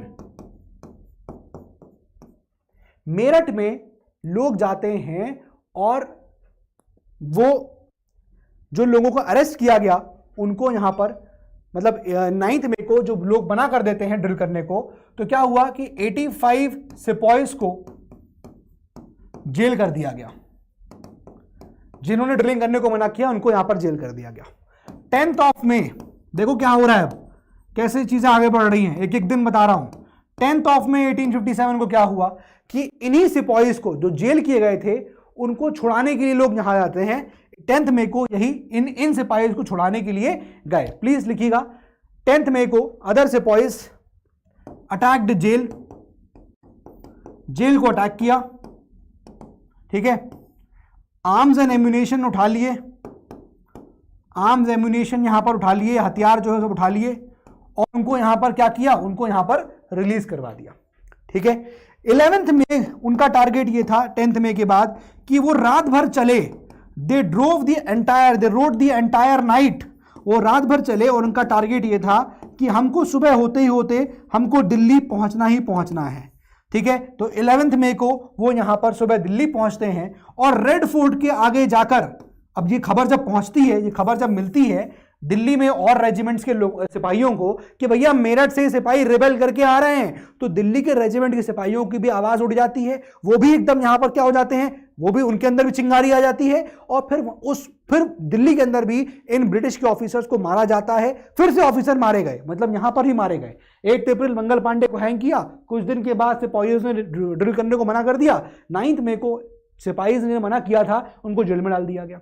ये लोग गए 10th मई को, जेल को अटैक किया, उन ब्रिटिश ऑफिसर्स तो उन पर अटैक हुआ, अटैक जेल, ब्रिटिश ऑफिसर्स यहां मारे जाते हैं, ठीक है? ब्रिटिश ऑफिसर्स यहां पर जो होते हैं वो यहां पर मारे जाते हैं। आर्म्स एंड एम्यूनिशन ले लिया गया। 11th मई को ये काफिला पहुंचता है दिल्ली में सुबह होने से पहले, और फिर उसके बाद ये पहुंचते हैं कहां पर? ये जाके पहुंचते हैं रेड फोर्ट के सामने, और रेड फोर्ट के सामने जाके ये मिलना चाहते हैं बहादुर शाह जफर से। ये कहते हैं कि हमको बहादुर शाह जफर से मिलने दो, मिलने को मना कर दिया जाता है। लेकिन फिर भी ये फोर्सफुली उस पैलेस में, रेड फोर्ट में घुसते हैं, फोर्सफुली घुस जाते हैं पैलेस में और फिर रेड फोर्ट में, और जाके ये बहादुर शाह जफर से डिमांड करते हैं कि आप हमारे राजा बनिए। सवाल यही था ना कि भैया ये लोग रिवोल्ट तो कर रहे हैं, लेकिन सवाल ये है कि कौन रूल करेगा इंडिया को? अगर अंग्रेज नहीं करेंगे तो कौन करेगा? सवाल ये था कि अगर अंग्रेज नहीं करेंगे तो कौन करेगा? आप रिवोल्ट तो कर रहे हो, लेकिन अंग्रेज नहीं करेंगे तो कौन करेगा? सीधा आंसर था बहादुर शाह जफर। तो यही सिपाही जो यहां पर अभी रिवोल्ट करते हैं वो दिल्ली पहुंचते हैं। दिल्ली जाके लाल किले के सामने कहते हैं कि हमको बहादुर शाह जफर से मिलना है, मना कर देते हैं। बहादुर शाह जफर को पता था कि आ रहे हैं ये लोग, और वो पहले से मन मना के बैठे थे कि नहीं मैं तो नहीं बनूंगा अब राजा, बड़ी दिक्कत होती है। लेकिन बहुत ज्यादा इन लोगों ने जब इंसिस्ट किया तो बहादुर शाह जफर को उनकी डिमांड को मानना पड़ा। फिर बहादुर शाह जफर और जितने भी एरिया के जो किंग्स थे उनको खत लिखा कि आइए हम लोग एक इंडिया में एक स्टेट्स की कॉन्फेडरेसी बनाते हैं और अंग्रेज के खिलाफ खड़े होते हैं। अंग्रेजों को ये नहीं लगा था कि बहादुर शाह जफर इस चीज को मान लेगा, एक्सेप्ट कर लेगा, ये अंग्रेजों को नहीं लगा था। सबसे बड़ी दिक्कत यहां पर तभी हो गई जब बहादुर शाह जफर ने एक्सेप्टेंस दे दिया। अगर बहादुर शाह जफर अपना एक्सेप्टेंस नहीं देता कि ठीक है मैं राजा बन जाता हूं, वो मना कर देता, वो स्टिक कर जाता कि नहीं मैं नहीं बनूंगा, तो फिर इनको लीडरशिप देने वाला कोई नहीं था। और जो बाकी लोकल किंग्स थे उनको भी ये लगा कि अगर बहादुर शाह जफर फिर से राजा बन गया, एम्परर बन गया, तो हम भी अपना एरिया अंडर बहादुर शाह जफर हम फिर से रूल कर पाएंगे। इसीलिए उन लोकल किंग्स ने, उन लोकल चीफ्स ने बहादुर शाह जफर को अपना लीडर मानने के लिए बोल दिया। बात समझ में आ गई? Point is clear? कहानी यहां तक क्लियर है कि नहीं? यस और नो? बहादुर शाह जफर ने खत लिखे, चिट्ठियां लिखी कि भैया आओ कॉन्फेडरेसी बनाते हैं, स्टेट्स कॉन्फेडरेसी बनाएंगे, अंग्रेजों के खिलाफ लड़ेंगे। बाकी राजा आ भी गए, ज्वाइन भी करना चाहते थे, क्योंकि उनको लगता था कि अगर बहादुर शाह जफर राजा बन गया फिर से, तो मैं भी अपने छोटे से साम्राज्य को, अपने एरिया को रूल कर पाऊंगा। क्लियर? अब यही चीज हो रही थी। तो basically you see sepoys were determined to bring an end to the British rule in the country. Sepoys चाहते थे कि ब्रिटिश का जो रूल है वो यहां पर टोटली क्या कर दिया जाए, वो एंड कर दिया जाए। दे वर डिटरमाइंड, पूरा पुख्ता उनका वो था। लेकिन क्वेश्चन ये था, who would rule the country after British? अगर ब्रिटिश की बात कौन रूल करेगा? तो आंसर क्या था? मुगल एम्परर बहादुर शाह जफर। ये दिल्ली में भी था। यहां तक कहानी क्लियर हो गई? ये पूरी कहानी मैंने आप लोगों की लिख रखी है फिर कि ऑन फिर 11 में 1857 क्या हुआ, मेरठ से ये सिपाही निकलते हैं, दिल्ली पहुंचते हैं सुबह सुबह। वहां पर दिल्ली में भी आप देखोगे जो रेजिमेंट हैं वो भी यहां पर विद्रोह में खड़े हो जाते हैं, रिबेल करते हैं, वो भी यहां पर ब्रिटिश ऑफिसर्स को मार देते हैं, सीज कर देते हैं, आर्म्स को जब्त कर लिया, बिल्डिंगों को यहां पर आग लगा दी। ये सब चीजें अब दिल्ली में भी हो रही हैं। ठीक है, सोल्जर्स यहां पर गैदर हो जाते हैं, इकट्ठा होते हैं walls of the red fort के बाहर, और वो बहादुर शाह जफर से मिलने की बात यहां पर कर रहे होते हैं। बहुत ज्यादा आप माहौल देखो पूरा कंट्री के अंदर यहां पर बिगड़ता जा रहा है। बहादुर शाह जफर के ऊपर मैंने आपको पूरी कहानी यहां पर ऑलरेडी नोट लिख के दे दिए हैं। Role of Bahadur Shah Zafar. Bahadur Shah Zafar basically who initially not willing to challenge the mighty British Empire, but on repeated persuasions, बार बार जब कहा गया कि भैया मान जाओ मान जाओ मान जाओ, तो मान गया of the soldiers and he agreed to lead the soldiers। ठीक है, तुम लोग कह रहे हो तो मैं तुम सोल्जर्स को लीड करूंगा। बात समझ में आ गई? क्लियर? ठीक है, फिर उसने जैसा मैंने बताया कि उसने लेटर्स लिखे, he wrote the letters to all the chiefs and rulers कि भैया चलो आओ एक कॉन्फेडरेसी बनाते हैं। कॉन्फेडरेसी मतलब कई सारे राजा महाराजा कॉन्फेडरेसी एक ग्रुप बना लेंगे। ठीक है, और जब ग्रुप बना लेंगे तो हम फिर अंग्रेज ब्रिटिश लड़ पाएंगे to fight the British. This change the situation dramatically. ये अंग्रेजों ने नहीं सोचा था कि ऐसा हो जाएगा। इतना हुआ कि ब्रिटिश, इतना डिस्टर्बेंसेस हुआ कि ब्रिटिश को दिल्ली से बाहर निकाल दिया गया। सोच रहे हो, समझ रहे हो? इतना हुआ कि दिल्ली से ब्रिटिशर्स बाहर हो गए। British thought that the disturbance caused by the cartridge would soon die, खत्म हो जाएगा जो इशू था कार्ट्रिज का, लेकिन ऐसा नहीं हुआ। बहादुर शाह जफर ने अपना यहां पर एक्सेप्टेंस देकर चीजों को और बिगाड़ दिया। बात समझ में आ गई यहां तक कि नहीं आ गई, ये बता दीजिए सब लोग पहले। Yes please, clear? अब आते हैं point number 2, the rebellion spreads. अब ये मैं अपने नोट्स खुद लेके आया हूं। ये वाला पॉइंट क्लियर हो गया? Point A is clear? Clear? Point number B पे आते हैं। अब रेबेलियन फैलना शुरू करता है। दिल्ली से तो अंग्रेजों को बाहर निकाल दिया, ब्रिटिश वर आउट, और जहां जहां पता चला लोगों को कि दिल्ली से अंग्रेज को बाहर खदेड़ दिया गया है, तो लोगों के अंदर एक कॉन्फिडेंस आया, मतलब अंग्रेजों को हराना पॉसिबल है। तो अब जगह जगह पर लोगों ने, कानपुर, लखनऊ, जगह जगह, बरेली, फैजाबाद, हर जगह लोग जो हैं, जहां जहां जो जो रूलर्स थे, राजा थे, वो लीड करने लगते हैं अपने रेबेलियन को। ठीक है, कई जगह आप देखोगे, लखनऊ में पहुंच जाते हैं, ब्रिटिशर्स को वहां से खदेड़ दिया। कानपुर में भी यही केस देखने को मिला, समझ रहे हो? झांसी में रानी लक्ष्मीबाई लड़ने लगी, तो जगह जगह पर अब यहां पर लोग जो है वो लड़ना शुरू करते हैं। और ये मैं अपने ही यहां पर नोट्स की वो लेके आया हूं, रेबिलियन स्पिरिट्स, कौन सा रेबिलियन कहां पर हुआ था, ये चीज आप लोग यहां पर देख सकते हैं। ठीक है, इसको आप लोग यहां पर नोट कर लीजिए, इंपॉर्टेंट है, प्लीज सी। देखिए दिल्ली में, आपने दिल्ली में अगर कभी आए होंगे तो आपने जगह का नाम सुने होंगे, हडसन लेन है ना, आपने सुना होगा अजमल खान रोड, ये सब चीजें आप सुनी होगी। तो basically John Nicholson, Major Outram, Hudson, विलूभाई, ये सब लोग दिल्ली में थे अंग्रेजों की तरफ से। लेकिन इंडिया की तरफ से कौन था? बहादुर शाह जफर एंड जनरल बख्त खान, ये लोग इंडिया की तरफ से 1857 में रिवोल्ट में पार्टिसिपेट किए थे। हम बात करेंगे लखनऊ में, लखनऊ की, तो लखनऊ में यू विल सी इंडिया की तरफ से कौन था? Begum Hazrat Mahal and his son Birjis Qadr, ये लोग 1857 में इस रिवोल्ट में पार्टिसिपेट किए थे। आप ऐसे ही नोट कर लीजिए इसको। देन कानपुर, आपके एनसीईआरटी में 2 पेज में दिया गया है, मैं एक ही स्लाइड एक पेज में लेके आ गया हूं, टेबल बना के आपको 2 पेज में दिया गया है, मैं आपको एक ही जगह ले आया हूं। कानपुर में नाना साहेब एंड तांतिया तोपे, बरेली की बात करेंगे खान बहादुर खान, फैजाबाद की बात करेंगे मौलवी अहमदुल्ला, झांसी की बात करेंगे रानी लक्ष्मीबाई, आरा यानी बिहार की बात करेंगे कुंवर सिंह। इस तरह से अब ये रेबेलियन फैलने लग गया। जब पता चला कि दिल्ली में अंग्रेजों को बाहर निकाल दे, खदेड़ दिया दिल्ली से बाहर, तो हिंदुस्तान के अलग अलग एरिया में भी, नॉर्थ इंडिया में अलग अलग एरिया में भी ये भूचाल मचने लगा और जगह जगह पे लोग जो है वो रिवोल्ट करने लगे थे। पॉइंट क्लियर और नॉट क्लियर?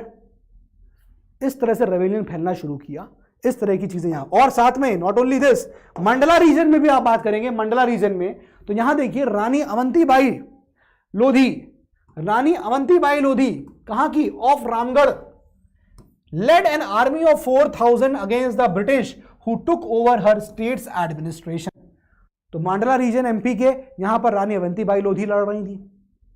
क्लियर हो गया? इस प्रकार से अलग अलग एरिया में लोग अलग अलग तरीके से यहां पर रिबेल कर दिए थे। ठीक है, now coming to the third part, British company fights back, company fights back.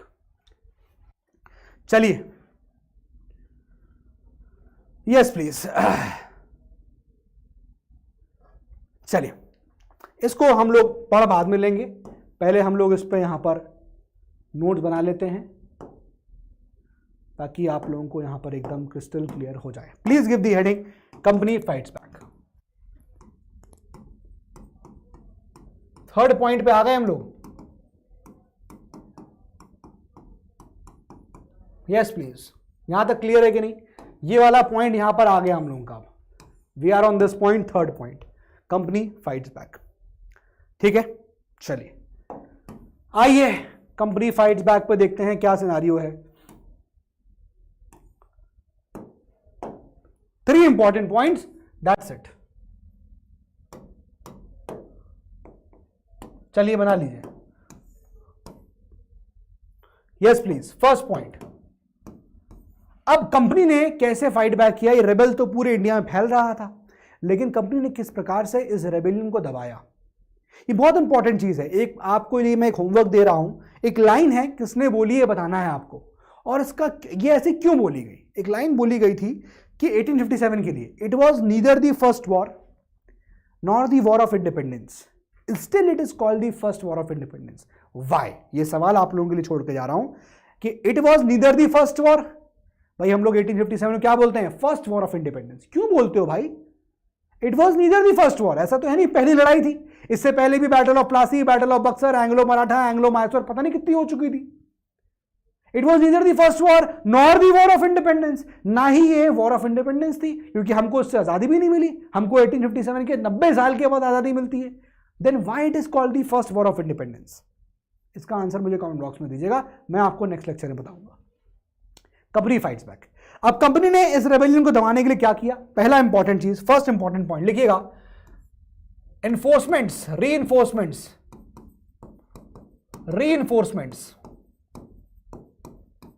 Brought from England, मतलब और हथियार या भी जो भी तरीके, जो भी चीजें रिक्वायरमेंट्स थी, जो कमी पड़ रही थी, किसी भी चीज के पावर, किसी भी चीज की, वो सब इंग्लैंड से मंगाई गई। रीइंफोर्समेंट्स और भी चीजें ब्रिटिश ने अपने आप को जो मजबूत करने के लिए, हथियार, गोला बारूद जो भी है, पूरी एक चीजें मंगा ली। तो इस रीइंफोर्समेंट्स की वजह से इंग्लैंड जो है, ब्रिटिश इंग्लैंड से मंगाई गई, इस तरह से कंपनी जो है अपने आप को यहां पर इस रेबेलियन को दबाने में यहां पर सक्सेसफुल हो पाती है बिकॉज ऑफ दिस। क्लियर हो गया पहला। दूसरा, इसके बाद सेकंड इंपॉर्टेंट, न्यू लॉज बनाए गए, new laws to convict the people easily, to convict the rebels easily. Rebels को कन्विक्ट करने के लिए नए कानून बनाया गया ताकि ये इजीली यहां पर क्या हो सके, इनको हम लोग क्या करें, कन्विक्ट कर पाए। पॉइंट नंबर सी, ठीक है, पॉइंट नंबर सी। फिर उसके बाद कंपनी उन जगह पे मूव कर गई जहां पर रिवोल्ट हो रहा था, मूव्ड टू स्टॉर्म एरियाज, लिखिएगा, move to storm centres of revolt. जहां जहां रिवोल्ट हुआ था, अब कंपनी उस जगह पर जाके रिवोल्ट को दबा रही थी। क्लियर, बनते जा रहे हैं नोट्स। कंपनी फाइट्स बैक, ठीक है, नोट कर लिया। आगे आइए, moving on to the next. अब जो इन चीजों की मदद से क्या क्या यहां पर हुआ था वो जरा यहां पर देख लीजिए। देखिए जरा हुआ क्या। दिल्ली वॉज रिकैप्चर्ड, दिल्ली को दोबारा कैप्चर कर लिया गया। मतलब जो दिल्ली से बाहर निकाल दिया था अंग्रेजों को, अंग्रेजों ने वापस से सितंबर 1857 में दिल्ली को रिकैप्चर कर लिया। ये बहादुर शाह जफर, इसको ट्राई किया गया और इम्प्रिजन कर दिया गया। और फिर उसके बाद इसको और इसकी वाइफ जीनत महल, इनको प्रिजन कर दिया गया और रंगून में भेज दिया गया 1858 में। ये बहुत इंपॉर्टेंट स्टेप था, वेरी वेरी इंपॉर्टेंट, कि Bahadur Shah Zafar, BZSZ, Bahadur Shah Zafar, he was basically tried and he was then sentence to life imprisonment, आजीवन कारावास दे दिया गया। He and his wife Begum Zeenat Mahal, इनको यहां पर प्रिजन भेज दिया गया। कहां, Rangoon in 1858, and then you will see he died in November 1862 in Rangoon itself, Bahadur Shah Zafar. इसकी स्टोरी यहां पर एंड हो जाती है। पवन कुमार ने इसका जवाब दिया, because it rises a rebellion thought in most part of India at a same time which never happened before and the topic for rebellion is almost same for everywhere in India. बिल्कुल, क्या reason था, क्यों कहा जाता है first war of independence? क्योंकि भाई इससे पहले जो लड़ाइयां लड़ी गई वो किसी एक एरिया की लड़ी गई, किसी एक इश्यू पे लड़ी गई, लेकिन ये पहली बार था जब पूरा इंडिया उठ खड़ा हुआ था अंग्रेजों के खिलाफ। चाहे अमीर हो, चाहे गरीब हो, चाहे राजा हो, चाहे रंक हो, कोई भी हो, सब यहां पर खड़े थे अंग्रेजों के खिलाफ। That is why it is called the first war of India, war of independence. आजादी की लड़ाई थी पहली, भले आजादी नहीं मिली, लेकिन everyone was participating in this rebellion. बात समझ में आ रही है? ठीक है, ये था यहां पर, इस प्रकार से एंड हो गया। लेकिन किससे यहां पर वापस लिया गया चीजें, जैसे कि लखनऊ की बात करेंगे तो लखनऊ को मार्च 1858 में वापस ले लिया गया था। झांसी की बात करेंगे तो लक्ष्मीबाई जो है वो हार गई थी and then she was killed in June 1858। Then you will see Mandla MP, जहां पर रानी अवंतीबाई लोधी थी, वो भी उनकी यहां पर वो भी यहां पर मौत को अपने गले लगा लेती हैं and she surrendered by the British. ठीक है, after initial victory in Kheri, Rani Avantibai embrace death when surrounded by British. तो जब ब्रिटिश ने उनको घेर लिया तो वो मौत को मुंह लगा लेती हैं, she died. Then Tantia Tope, he escaped to the jungles of central India, central India के जंगल्स में वो एस्केप कर जाते हैं एंड देन वो गुरिल्ला वॉरफेयर करते रहते हैं। गुरिल्ला वॉर यानी छुप छुप के अटैक करना, वो ये सब करते रहते हैं, ट्राइबल्स के लिए, ट्राइबल्स की हेल्प करते हैं, and all these things were happening. But finally he was tried, he was captured, he was tried and he was killed in April 1859। तो बेसिकली जो दो चीजें, जहां जहां रिबेल शुरू हुआ था, अब अंग्रेज हर उस जगह पे 3 तरीकों से बेसिकली जो मैंने आपको दिए हैं इस क्लास के अंदर, उन 3 तरीकों से वो उस रिबल को सप्रेस करने की कोशिश यहां पर किए जा रहे थे। ठीक है ना, वो यहां पर कोशिश कर रहे हैं। जैसे मैंने आपको दिखाया यहां पर ये 3 तरीके, देखिए, reinforcement brought from England, England से और कारतूस, गोला बारूद ले आए। दूसरा, ऐसा लॉ बनाया जिससे रिबल्स को कन्विक्ट इजीली किया जा सके। और तीसरा, वो उन सेंटर्स पे जाके अब रिवोल्ट सप्रेस कर रहे थे पर्सनली, कि भैया यहां रिवोल्ट हुआ है, लखनऊ गए, यहां गए, वहां गए, सब जगह पर्सनली जा जाके अंग्रेजों ने रिवोल्ट को सप्रेस किया। और इस तरह से लखनऊ हो गया, झांसी हो गया, मांडला हो गया, तांतिया तोपे की बातें हो गई, कोई भी हो गया, दिल्ली हो गया, सब जो है वापस अंग्रेजों के कब्जे में आने लग गया। क्लियर? यहां तक पॉइंट क्लियर है? ठीक है भाई।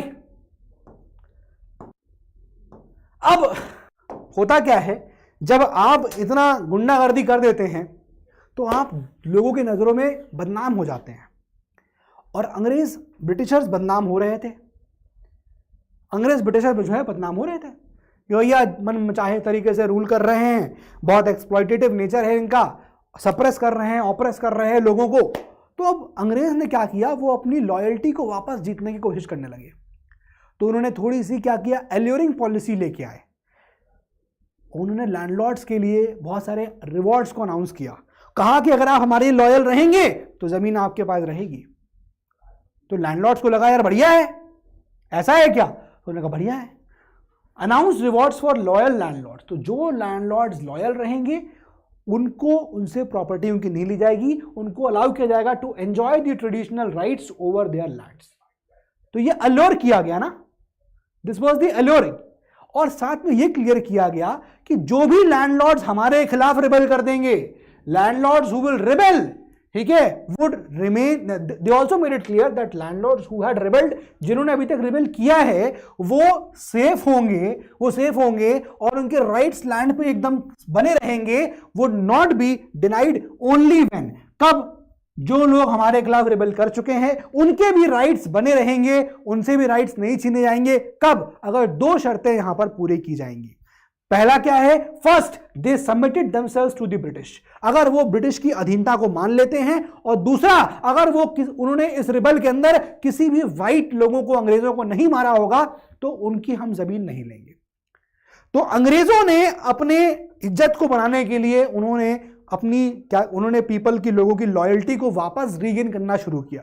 भाई यहां पर सिपाहियों ने बगावत कर दी थी ना 1857 में, भाई म्यूटिनी था ना, सिपाही बगावत कर गए थे, अवध का सीजर कर लिया, सिपाहियों का दिमाग खनक गया। ये क्या तरीका है, ग्रीस कार्ट्रिज पे तुम लगा रहे हो, फिर कह रहे हो ड्रिलिंग करो उससे, क्रिश्चियन मिशनरी तुम घुसो रहे हो कंट्री के अंदर, इंडियन चीजों का कल्चर खत्म कर रहे हो तुम इंडियंस का। पिनक गए थे वैसे ही वो लोग। जब बुद्धि सनक गई, आटा माजी सटक ली, तो अब सटके हुए लोगों क्या लॉयल्टी वापस ली करना अंग्रेजों की बहुत बड़ा चैलेंज था। आसान नहीं था, but they tried and they one also. उन्होंने लैंडलॉर्ड्स के लिए रिवॉर्ड्स अनाउंस कर दिए कि आपके ट्रेडिशनल राइट्स रहेंगे अगर आप अपनी अधीनता हमारे ऊपर मान लेते हैं, हमारी अधीनता आपने मान लेते हैं। Clear, they also made it clear. बात समझ में आ गई किस प्रकार से वो यहां पर लोगों की लॉयल्टी गेन कर रहे थे। क्लियर है यहां तक बात, clear, very very important. Now let us come to the final thing and that is aftermath, very very important. अब इन सब चीजों का क्या आउटकम निकल के आया, एनसीईआरटी में हेडिंग दी गई है आफ्टरमैथ, यानी कि आफ्टरमैथ का मतलब इस रेबेल के बाद, इस रेबेलियन के बाद उसके क्या नतीजे निकल के आए। दोस्तों 4, 5, 6 इंपॉर्टेंट नतीजे, 6 नतीजे बताऊंगा, एज इट इज याद कर लेना। कभी मेंस के अंदर भी आंसर लिखने को आ गया तो यही पॉइंटर्स लिख के आ जाना, आपको नंबर मिल जाएंगे। बात समझ में आ गई, वेरी वेरी इंपॉर्टेंट। 6 बता रहा हूं, 6, और ये 6 को यहां पर आप मेंशन कर लीजिए। यस प्लीज, चलिए आइए, यस प्लीज बना लीजिए, प्लीज बना लीजिए, काफी इंपॉर्टेंट है ये 6 पॉइंट्स, और ये 6 पॉइंट लिख लीजिए, बस काम हो जाएगा। फर्स्ट, आइए जरा, first aftermath. Sir please mention some revolt places of south India if any in 1857। भाई ये 1857 का जो रिवोल्ट था वो नॉर्थ इंडिया में, आप एनसीईआरटी खोलो एक बार, इसलिए मैं कहता हूं एनसीईआरटी पढ़ना बहुत जरूरी है। Please open your NCERTs again, please come to this point जहां पर आपका ये हेडिंग लिखी है, from a mutiny becomes a popular rebellion.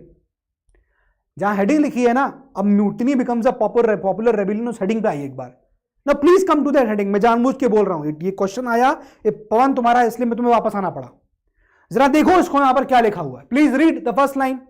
लिखा हुआ इसी टॉपिक का सेकंड पैराग्राफ पढ़ो, सेकंड पैराग्राफ की फर्स्ट लाइन लिखिए, लिखिए, लिखा हुआ है such a situation developed in the northern parts of India. Northern parts of India में सिचुएशन डेवलप हुई। बात समझ में आ गया। चलिए आफ्टर मैथ पे आ जाइए, काफी इंपॉर्टेंट है, आफ्टर मैथ करके हम लोग इसे खत्म कर देंगे, दैट इज इट। चलिए फर्स्ट लिखिएगा, पहला आफ्टरमैथ क्या हुआ, लिखिए government of India act, government of India act 1858 पास किया गया। अब इस एक्ट के तहत क्या क्या प्रोविजंस थे वो जरा यहां पर हम लोग समझ लेते हैं। फर्स्ट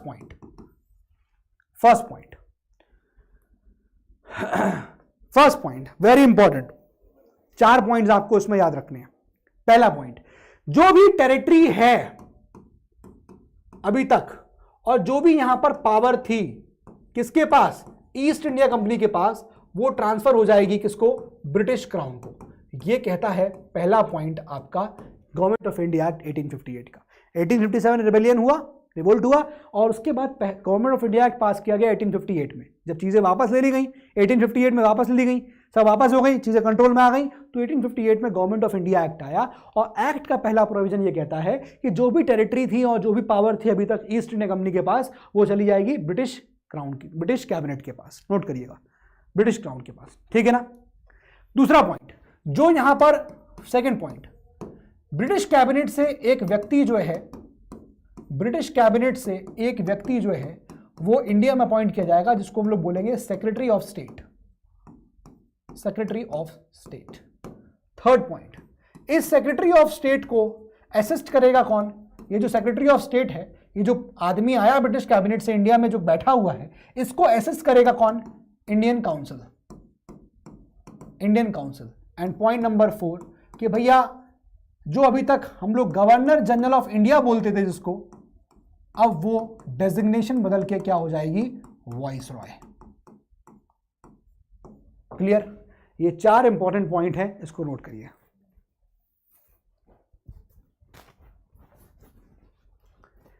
क्लियर, समझ में आ गया, चारों पॉइंट्स को नोट कर लिया जाए, very important. Aftermath, government of India act 1858 आया, पहला पॉइंट, टेरिटरी और जो पावर थी ईस्ट इंडिया कंपनी की। अब देखो ईस्ट इंडिया कंपनी से चीजें छीनने लगे, क्योंकि ईस्ट इंडिया कंपनी ने रहकर इतना बवाल करा दिया। भाई कंपनी करप्ट तो हो ही रही थी, देखो बात सीधी है, करप्ट भी हो रही थी, उसके ऑफिशियल ही खुद पर्सनल गेन्स करने लग गए थे, इसलिए एडमिनिस्ट्रेशन भी खराब होने लग गया। तो जो भी टेरिटरी और जो भी पावर थी ईस्ट इंडिया कंपनी की, वो यहां पर ब्रिटिश क्राउन को मिल चली गई। देन ब्रिटिश कैबिनेट से एक व्यक्ति जो अपॉइंट किया गया, सेक्रेटरी ऑफ स्टेट बोला गया, इसको इंडियन काउंसिल असिस्ट करेगा, इंडियन काउंसिल असिस्ट करेगा। And then fourthly governor general of India की डिजिग्नेशन यहां पर वाइस रॉय बोला जाने लगा। नोट कर लीजिए, नोट कर लीजिए, very very important.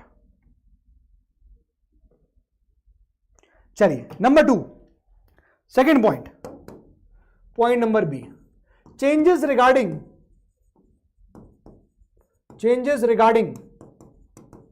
Indian army.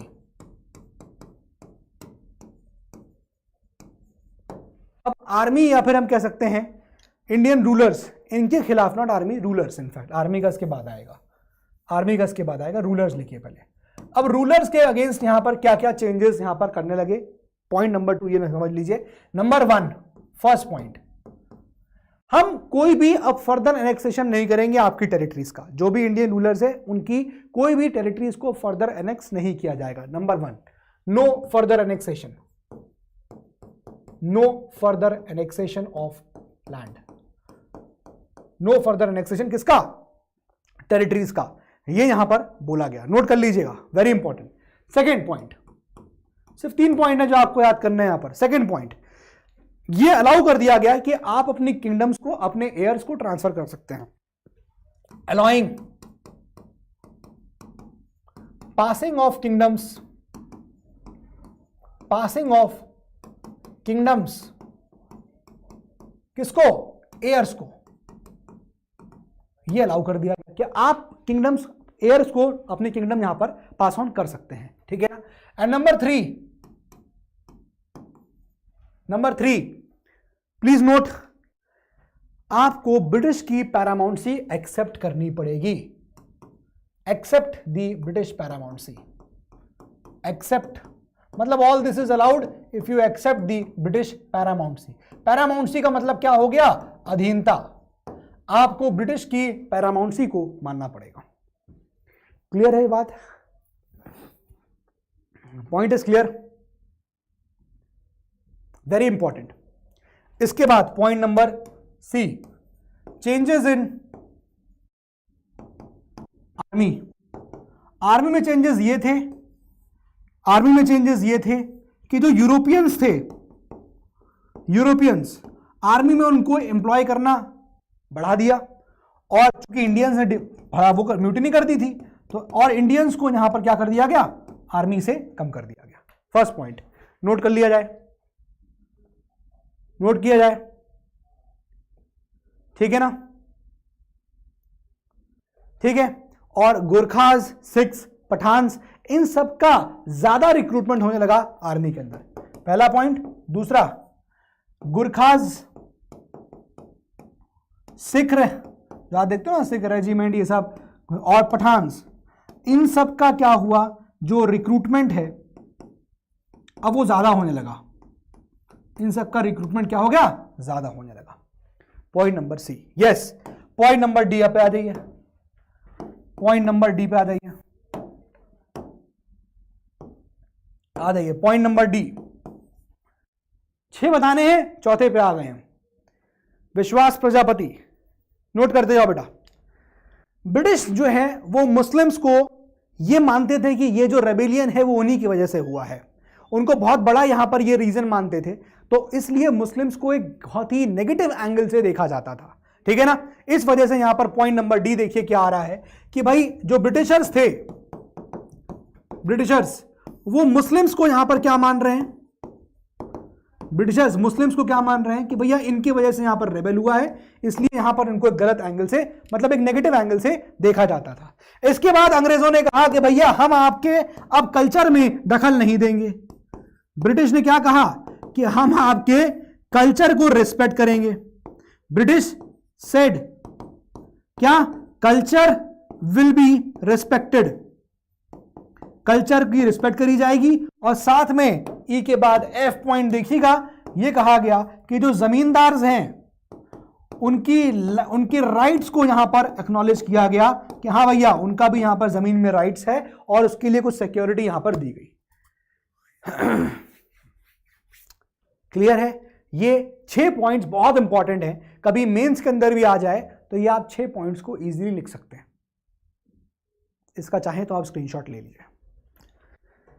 This is with the chapter, यही चैप्टर का एंड है। लेकिन अब इस चैप्टर में एक चीज और बची है, और वो आपके एनसीईआरटी में खुर्दा अपराइजिंग करके दिया गया है। मैं उसका सीधे सीधे स्क्रीनशॉट लेके आया हूं, ठीक है, वो मैं यहां पर आपको दिखा देता हूं। लेकिन ये आप लोगों के लिए नोट्स भी इसमें लगे हुए हैं, ठीक है, ये नोट्स रिटन नोट्स हैं, तो इसकी जरूरत नहीं है आप लोगों को। ये मैं हटा देता हूं यहां से, इसको मैं हटा देता हूं, इसकी रिक्वायरमेंट आपको है नहीं, मैं लिख दिया है। अब यार ये चीज और बची है, प्लीज इसको और देख लो। खुर्दा अपराइजिंग काफी इंपॉर्टेंट है, इसको समझ लेते हैं क्या कह रही है Khurda uprising, then we will move, इस चैप्टर को एंड करेंगे। 5 मिनट और लगेगा, इस खुर्दा अपराइजिंग को सुन लिया जाए। खुर्दा बेसिकली एक डिस्ट्रिक्ट, एक जगह है, आपको उड़ीसा के स्टेट में मिलेगा, साउथ ईस्टर्न एरिया में, ठीक है ना।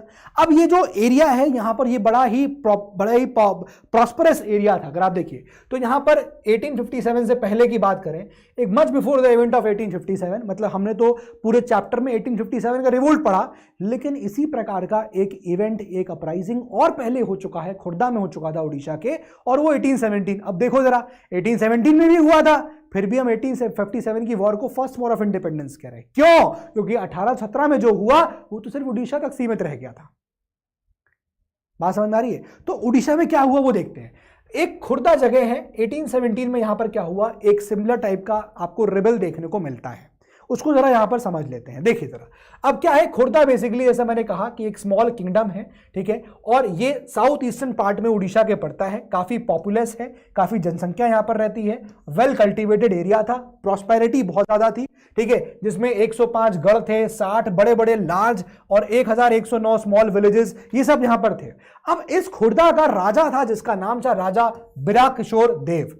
अब ये बिराकिशोर देव यहां का राजा था, कहां का, खुर्दा का। अब हुआ ये कि इनकी लड़ाई मराठाओं के साथ होती थी, और जब मराठाओं के साथ इनकी लड़ाई हुई तो इनकी टेरिटरी चली जाती है। जरा देखिए, it's king Raj Birakishore Dev had earlier give up the position of, अब इसने क्या किया, अपनी पोजीशन दे दिया, किसका, 4 परगना का, जगन्नाथ टेम्पल का सुपरिंटेंडेंस दे दिया, एडमिनिस्ट्रेशन दे दिया 14 प्रिंसली स्टेट्स का मराठास को अंडर कंपल्शन। तो बेसिकली मराठाओं का तो ये तरीका था कि ये अटैक करते थे और उसके बाद उस एरिया को अपने अंदर ले लेते थे। तो यहां पर हुआ ये कि खुर्दा में क्या हुआ कि जो राजा था उसका नाम था बीरा किशोर देव। बीरा किशोर देव का यहां पर कॉन्फ्लिक्ट हुआ किसके साथ? मराठाओं के साथ। मराठाओं ने ये सब चीजें जो है बीरा किशोर देव से ले लिया। तो जो इसका लड़का था, लड़के का नाम यहां पर लिखा हुआ है मुकुंद देव टू, ये बाद में राजा बनता है और उसको बड़ा बुरा लगा कि यार ये तो क्या हुआ, हमारी टेरिटरी को ले लिया गया। तो मुकुंद देव टू ने यहां पर एक दिमाग लगाया। उसने कहा चलो एक काम करता हूं, अगर मुझे मराठाओं से ये मुझे अपना एरिया वापस चाहिए तो मैं क्या करूंगा, मैं ब्रिटिश के साथ जाके मिल जाता हूं, ब्रिटिश की मदद लूंगा और ब्रिटिश की मदद से मराठाओं को हराऊंगा और अपनी टेरिटरी को वापस ले लूंगा। लड़ाई हुई, लेकिन जब वापसी करने की बात आई ब्रिटिश से कहा गया भैया आपने तो कहा था वापस कर देंगे। ब्रिटिश ने कहा आप कौन? तो ब्रिटिश ने सुनने से मना कर दिया, पहचानने से इनकार कर दिया। हालांकि कॉन्सुलेशन में ब्रिटिश ने जगन्नाथ टेम्पल का एडमिनिस्ट्रेशन जो है वो वापस कर दिया।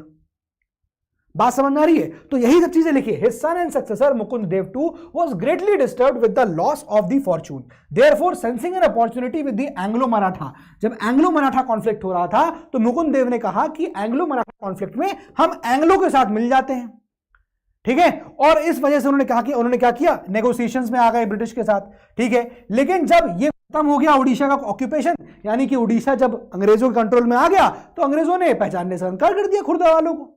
तो भैया इनको बड़ा बुरा लगा। Consequently, alliance with other feudatory chiefs of Odisha and secret support of the Marathas, he tried to assert his rights by force. तो भैया मुकुंद देव को लगा कि भैया ये क्या, अंग्रेजों ने तो हमको कुछ दिया ही नहीं। तो अब उसने कहा एक काम करते हैं, मराठाओं का साथ लेते हैं। भैया अपने घर ही लौटोगे, मुल्ला की दौड़ मस्जिद तक, अपने घर वापस आ गए। फिर मराठाओं के साथ ही उसने मिलकर सोचा कि यहां अंग्रेजों को हराएंगे, और क्योंकि अंग्रेज तो बगावत कर दिए थे, जो अंग्रेजों ने वचन दिया था पूरा नहीं किया, ये परेशानी थी यहां पर, ठीक है। This led to his deposition and annexation of his territories by the British. Britishers और खर्रा गए, अच्छा हम पे हमला, मेरी मिलनी मुझे से मैं आऊं। अंग्रेजों ने कहा इनकी और टेरिटरी छीन लो। तो जो भी और टेरिटरीज थी उड़ीसा की वो सब ले ली गई, बची कुछ भी ले ली गई। समझ रहे हो कि नहीं समझ रहे हो?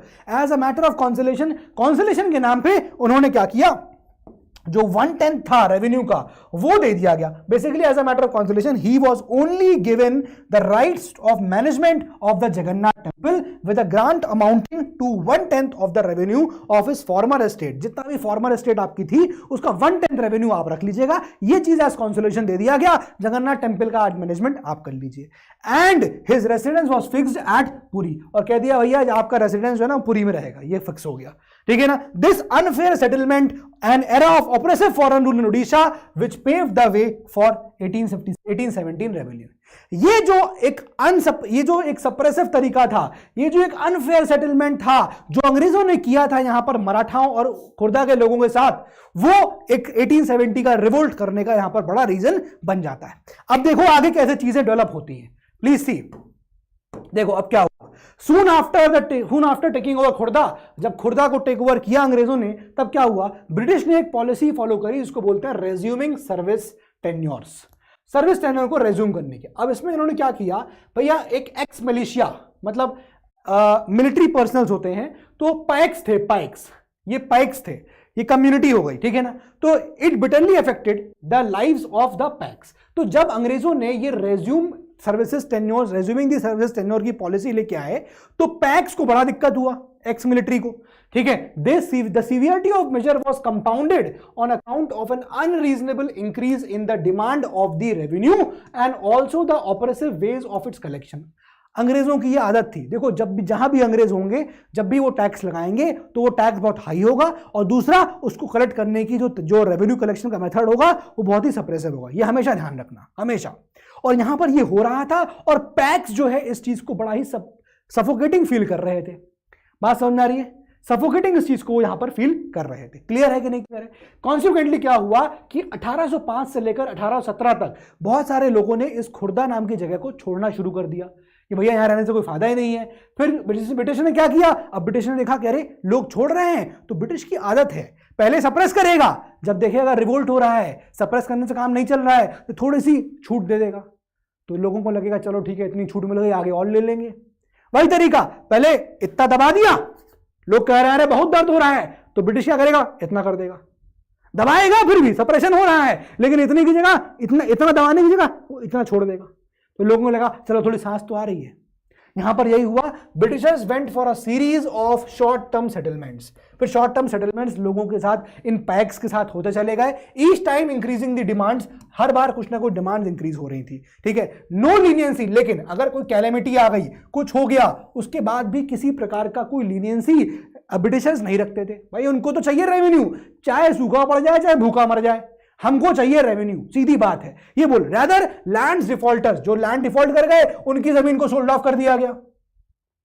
ये चीज यहां पर चल रही थी। तो देखिए अब देखो क्या हुआ, अब यहां पर हेरिडिटरी मिलिट्री कमांडर थे, किसके, डीपोस किंग के, जिसका नाम था जगबंधु विद्याधर, ठीक है। अब इनको हम लोग बक्सी जगबंधु के नाम से भी जानते हैं। as popularly known, was one among the disposed land holders. अब ये एक उनमें से था जिसको डिस्पोज कर दिया गया था जमीन से, ठीक है। अब यही ऑब्वियस सी बात है, यही हीरो बनने वाला है। He had in effect become a beggar, वो भिखारी बन गया था, जमीन ले ली गई उसकी, भिखारी बन गया बेचारा। For nearly 2 years survived on voluntary contributions from the people of Khurda. 2 साल तक वो सिर्फ इसलिए जिंदा रह पाया, सर्वाइव कर पाया, क्योंकि वॉलंटरी जो लोग खुर्दा के लोग जो भी इसको कंट्रीब्यूट कर पा रहे थे, इस वजह से वो जिंदा रह पाया, ठीक है। अब ओवर द ईयर आप देखोगे तो what added to these grievances, और प्रॉब्लम कैसे बढ़ गई, अंग्रेजों की और खतरनाक पॉलिसी की वजह से। अंग्रेज जो थे ना, वो अपनी पॉलिसी में करेंसी को बढ़िया रेगुलेट कर रहे थे। उन्होंने क्या कहा, उन्होंने कहा हमको रेवेन्यू चाहिए तो सिल्वर सिक्का में चाहिए।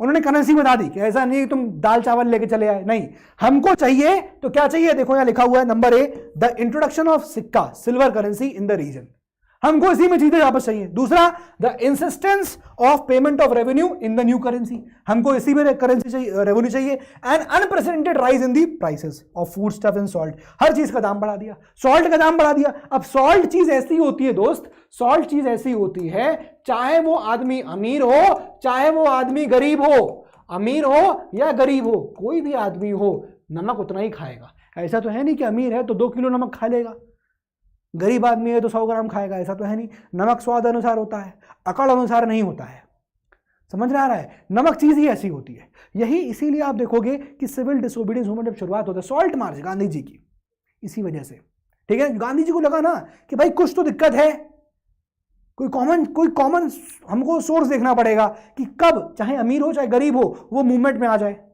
कभी ऐसा मूवमेंट था जिसमें गरीब का कोई इशू फंस रहा है तो गरीब पार्टिसिपेट करता था, कहीं अगर अमीर का इशू फंस रहा है तो अमीर पार्टिसिपेट करता था, दोनों एक साथ नहीं आ रहे थे। गांधी जी सॉल्ट का इशू लेके आए, अमीर हो चाहे गरीब हो। क्लियर है। इस तरह से प्रॉब्लम्स जो है यहां पर बढ़ती जा रही थी, लोगों के ग्रीवेंसेस जो है यहां पर बढ़ते ही चले जा रहे थे। अब ये अपराइजिंग है, ये सेट ऑफ होती है 29 मार्च 1817 को। एज द पैक्स, इन्होंने पैक्स ने क्या किया, उन्होंने पुलिस स्टेशन को अटैक कर दिया। अभी हमने पूरा 1857 का चैप्टर पढ़ा, किस प्रकार से रिवोल्ट हुआ है, किस प्रकार से रेवेलियन यहां पर देखने को मिला, ठीक है ना। The uprising was set off on 29 March 1817 as the Paiks attack the police station and other government establishment, सबको अटैक किया गया, ठीक है। सून देखो यहां पर क्या हुआ, रिपल्स जो थे, पैक्स ने जो रेबल किया था वो रिपल्स फैलना शुरू हो गए अलग अलग एरिया में, ठीक है। और वो खुर्दा जो है वो उसका एपिसेंटर हो गया। तो जैसे अर्थक्वेक आता है ना कि एक जगह यहां पर एपिसेंटर हो गया और उसके शॉक्स दूर तो उधर जाते हैं, अलग अलग जगह तक जाते हैं, वैसे ही खुर्दा एपिसेंटर बन गया। और खुर्दा के जो रेबिलियन था उसके आफ्टर इफेक्ट शॉक्स वो अलग अलग जगह फैलना शुरू हो जाते हैं। द जमींदार्स, द रैयत्स अलाइक, इन्होंने भी पैक्स को ज्वाइन कर लिया और यहां पर एक नो रेंट कैंपेन भी शुरू किया गया। अब उन्होंने कहा अब हम रेंट नहीं देंगे, ये कौन तरीका है, इतना हाई रेंट मांगते हो, रेंट पे करने के लिए, रेवेन्यू पे करने के लिए हम लोन लेते हैं कि भैया और हम प्रोडक्शन करेंगे, प्रोडक्शन हुआ नहीं, सूखा पड़ गया, फिर भी हमसे लोन लेते हो, वो हमसे पैसा मांगते हो। तो उन्होंने नो रेंट कैंपेन शुरू करा दिया। मतलब ये है कि अब ब्रिटिश के लिए नाक में दम हो रहे थे पैक्स। ब्रिटिश ने क्या किया, British tried to dislodge the paiks, कि पैक्स को डिसलॉज किया जाए from the entrenched position, but failed, British fail हो गए। ऑन 14 अप्रैल 1817 क्या हुआ, Bakshi Jagabandhu leading 5 to 10,000 paiks and men of the Kutch tribe क्या हुआ, सीज द पुरी को सीज कर लिया and declared the hesitant king, किसको, Mukund Dev two. Mukund Dev two king बनने को तैयार नहीं था, जैसे बहादुर शाह जफर तैयार नहीं था वैसे ही उड़ीसा में अब मुकुंद देव टू तैयार नहीं था। कह रहा भैया हमको राजा बना दोगे फिर ये लोग मारेंगे हमको पकड़ पकड़ के, हम नहीं बनेंगे राजा। लेकिन हेजिटेंट था, लेकिन फिर भी the priest of the Jagannath temple also extended the PACS the full support. सब लोग ने अब पैक्स को सपोर्ट देने लगे।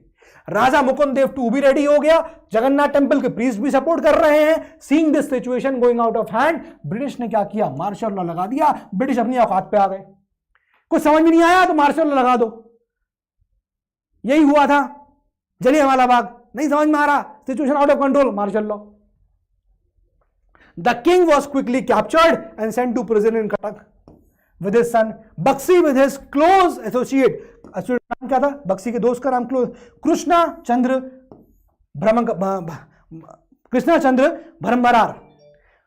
ब्रह्मबरार Rai tried to cut off all communications between Cuttack and Khurda. अब उन्होंने सोचा कि भाई अगर हम कटक और खुर्दा का कनेक्शन तोड़ दें, इनके दोनों सिटीज के बीच कनेक्ट ना हो पाए, तो जो हेल्प है उड़ीसा को मिल सकती है, खुर्दा को मिल सकती है, कहां से, कटक से, वो नहीं मिल पाएगी। ये कोशिश ब्रिटिश ने यहां पर करी, ठीक है।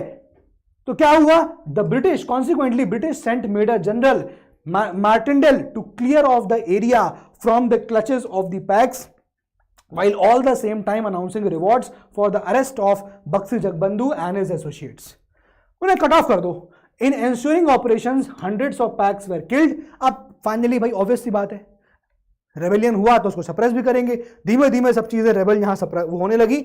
10 by May 1817 the uprising was mostly contain. मई 1817 तक अपराइजिंग को रोक लिया गया था, उसको दबा दिया गया था, ठीक है। And finally last, outside Khurda के बाहर, खुर्दा इस एरिया के बाहर, it was sustained by Bakshi Jagbandhu with the help of supporters like Raja of Kujung and the unflinching loyalty of Pax पूरा लॉयल रहे जगबंधु के लिए until his surrender in May 1825, जब जगबंधु ने यहाँ पर अपना सरेंडर कर दिया। On their part, the British henceforth adopted a policy of leniency। अब इसके बाद ब्रिटिश ने थोड़ा लीनियंसी रखने लग गई, indulgence and forbearance towards the people of Khurda, कि भैया थोड़ा लीनियंसी रखो वरना फिर रिवोल्ट कर देंगे। The price of salt was reduced, outcome salt के प्राइस कम कर दिए गए। नेसेसरी रिफॉर्म्स यहां पर लाए गए, है ना, were made in the police justice systems में। रेवेन्यू ऑफिशियल्स फाउंड करप्ट जो सिस्टम था उसको डिसमिस कर दिया गया सर्विस से। And all these things were done by the British. जो भी यहां पर ब्रिटिश को लगे कि नहीं यह चीजें चेंज करनी चाहिए, मतलब अगर नहीं करेंगे तो फिर रिबेल हो सकता है, तो ब्रिटिश ने उन चीजों को यहां पर खत्म करने लगा, ठीक है ना। वापस देखिए यहां पर क्या हुआ, the son of the king Khurda, son of the king of Khurda, Ramchandra Dev II was allowed to move to Puri and Puri को एनेक्स कर लिया, वापस ले लिया गया था, तो उसके किंग को वापस जाने को अलाउ किया गया। And given the charge of the affairs of Jagannath temple with a grant of ₹24,000। It's sum, अगर पूरा मैं सम अप करूं यहां पर, it was the first and such popular anti British armed uprising in Orissa which had far reaching effect on the further future of British administration in that part of the country। और इसको हम लोग pack rebellion यहां पर, to merely call it a pack rebellion will thus be an understatement। अगर हम खाली बोले पैक्स का रेबिलियन था तो ये अंडरस्टेटमेंट है, क्योंकि एक्चुअली इसमें प्रीस्ट भी जगन्नाथ टेम्पल के आ गए, सपोर्ट करने लगे, लोग भी सपोर्ट करने लगे, तो ये बेसिकली खुर्दा अपराइजिंग यहां पर हो गई। क्लियर है? तो दिस इज इट बेटा, यहां पर हमारा ये चैप्टर भी समाप्त होता है। पूरा चैप्टर पढ़ा है हमने, एक एक चीज, जहां पर इस तरह के ब्लॉक्स बने हुए थे, जहां पर ये ब्लॉक्स में आया है तो मैंने उसको ब्लॉक्स को यहाँ स्क्रीनशॉट करके समझाया है। बाकी पूरा चैप्टर बनने अभी आज देखा आपने किस तरह से हमने पूरे चैप्टर को फ्लो चार्ट्स के थ्रू से यहाँ पढ़ने की पूरी प्रयास किया, और उम्मीद है आपने मेरे साथ यहाँ पर फ्लो चार्ट्स बना लिए होंगे, और ये फ्लो चार्ट्स को संभाल कर रखिएगा, इन नोट्स को संभाल कर रखिएगा, आपके एग्जामिनेशन में काफ़ी ज़्यादा काम आएंगे रिवीजन के टाइम पे। सो आज के सेशन में इतना ही, मिलते हैं हम लोग अब अपने अगली क्लास में, यानी कि कल भी ये क्लास लाइव होने वाली है। कल हम लोग अपना अगला चैप्टर पढ़ने वाले हैं, ठीक है, तो उसमें हम लोग कल फिर मिलेंगे शाम को 7 बजे। So that's all for today from my side. आज के लिए मिलते हैं अपने अगले क्लास में। जय हिंद, जय भारत।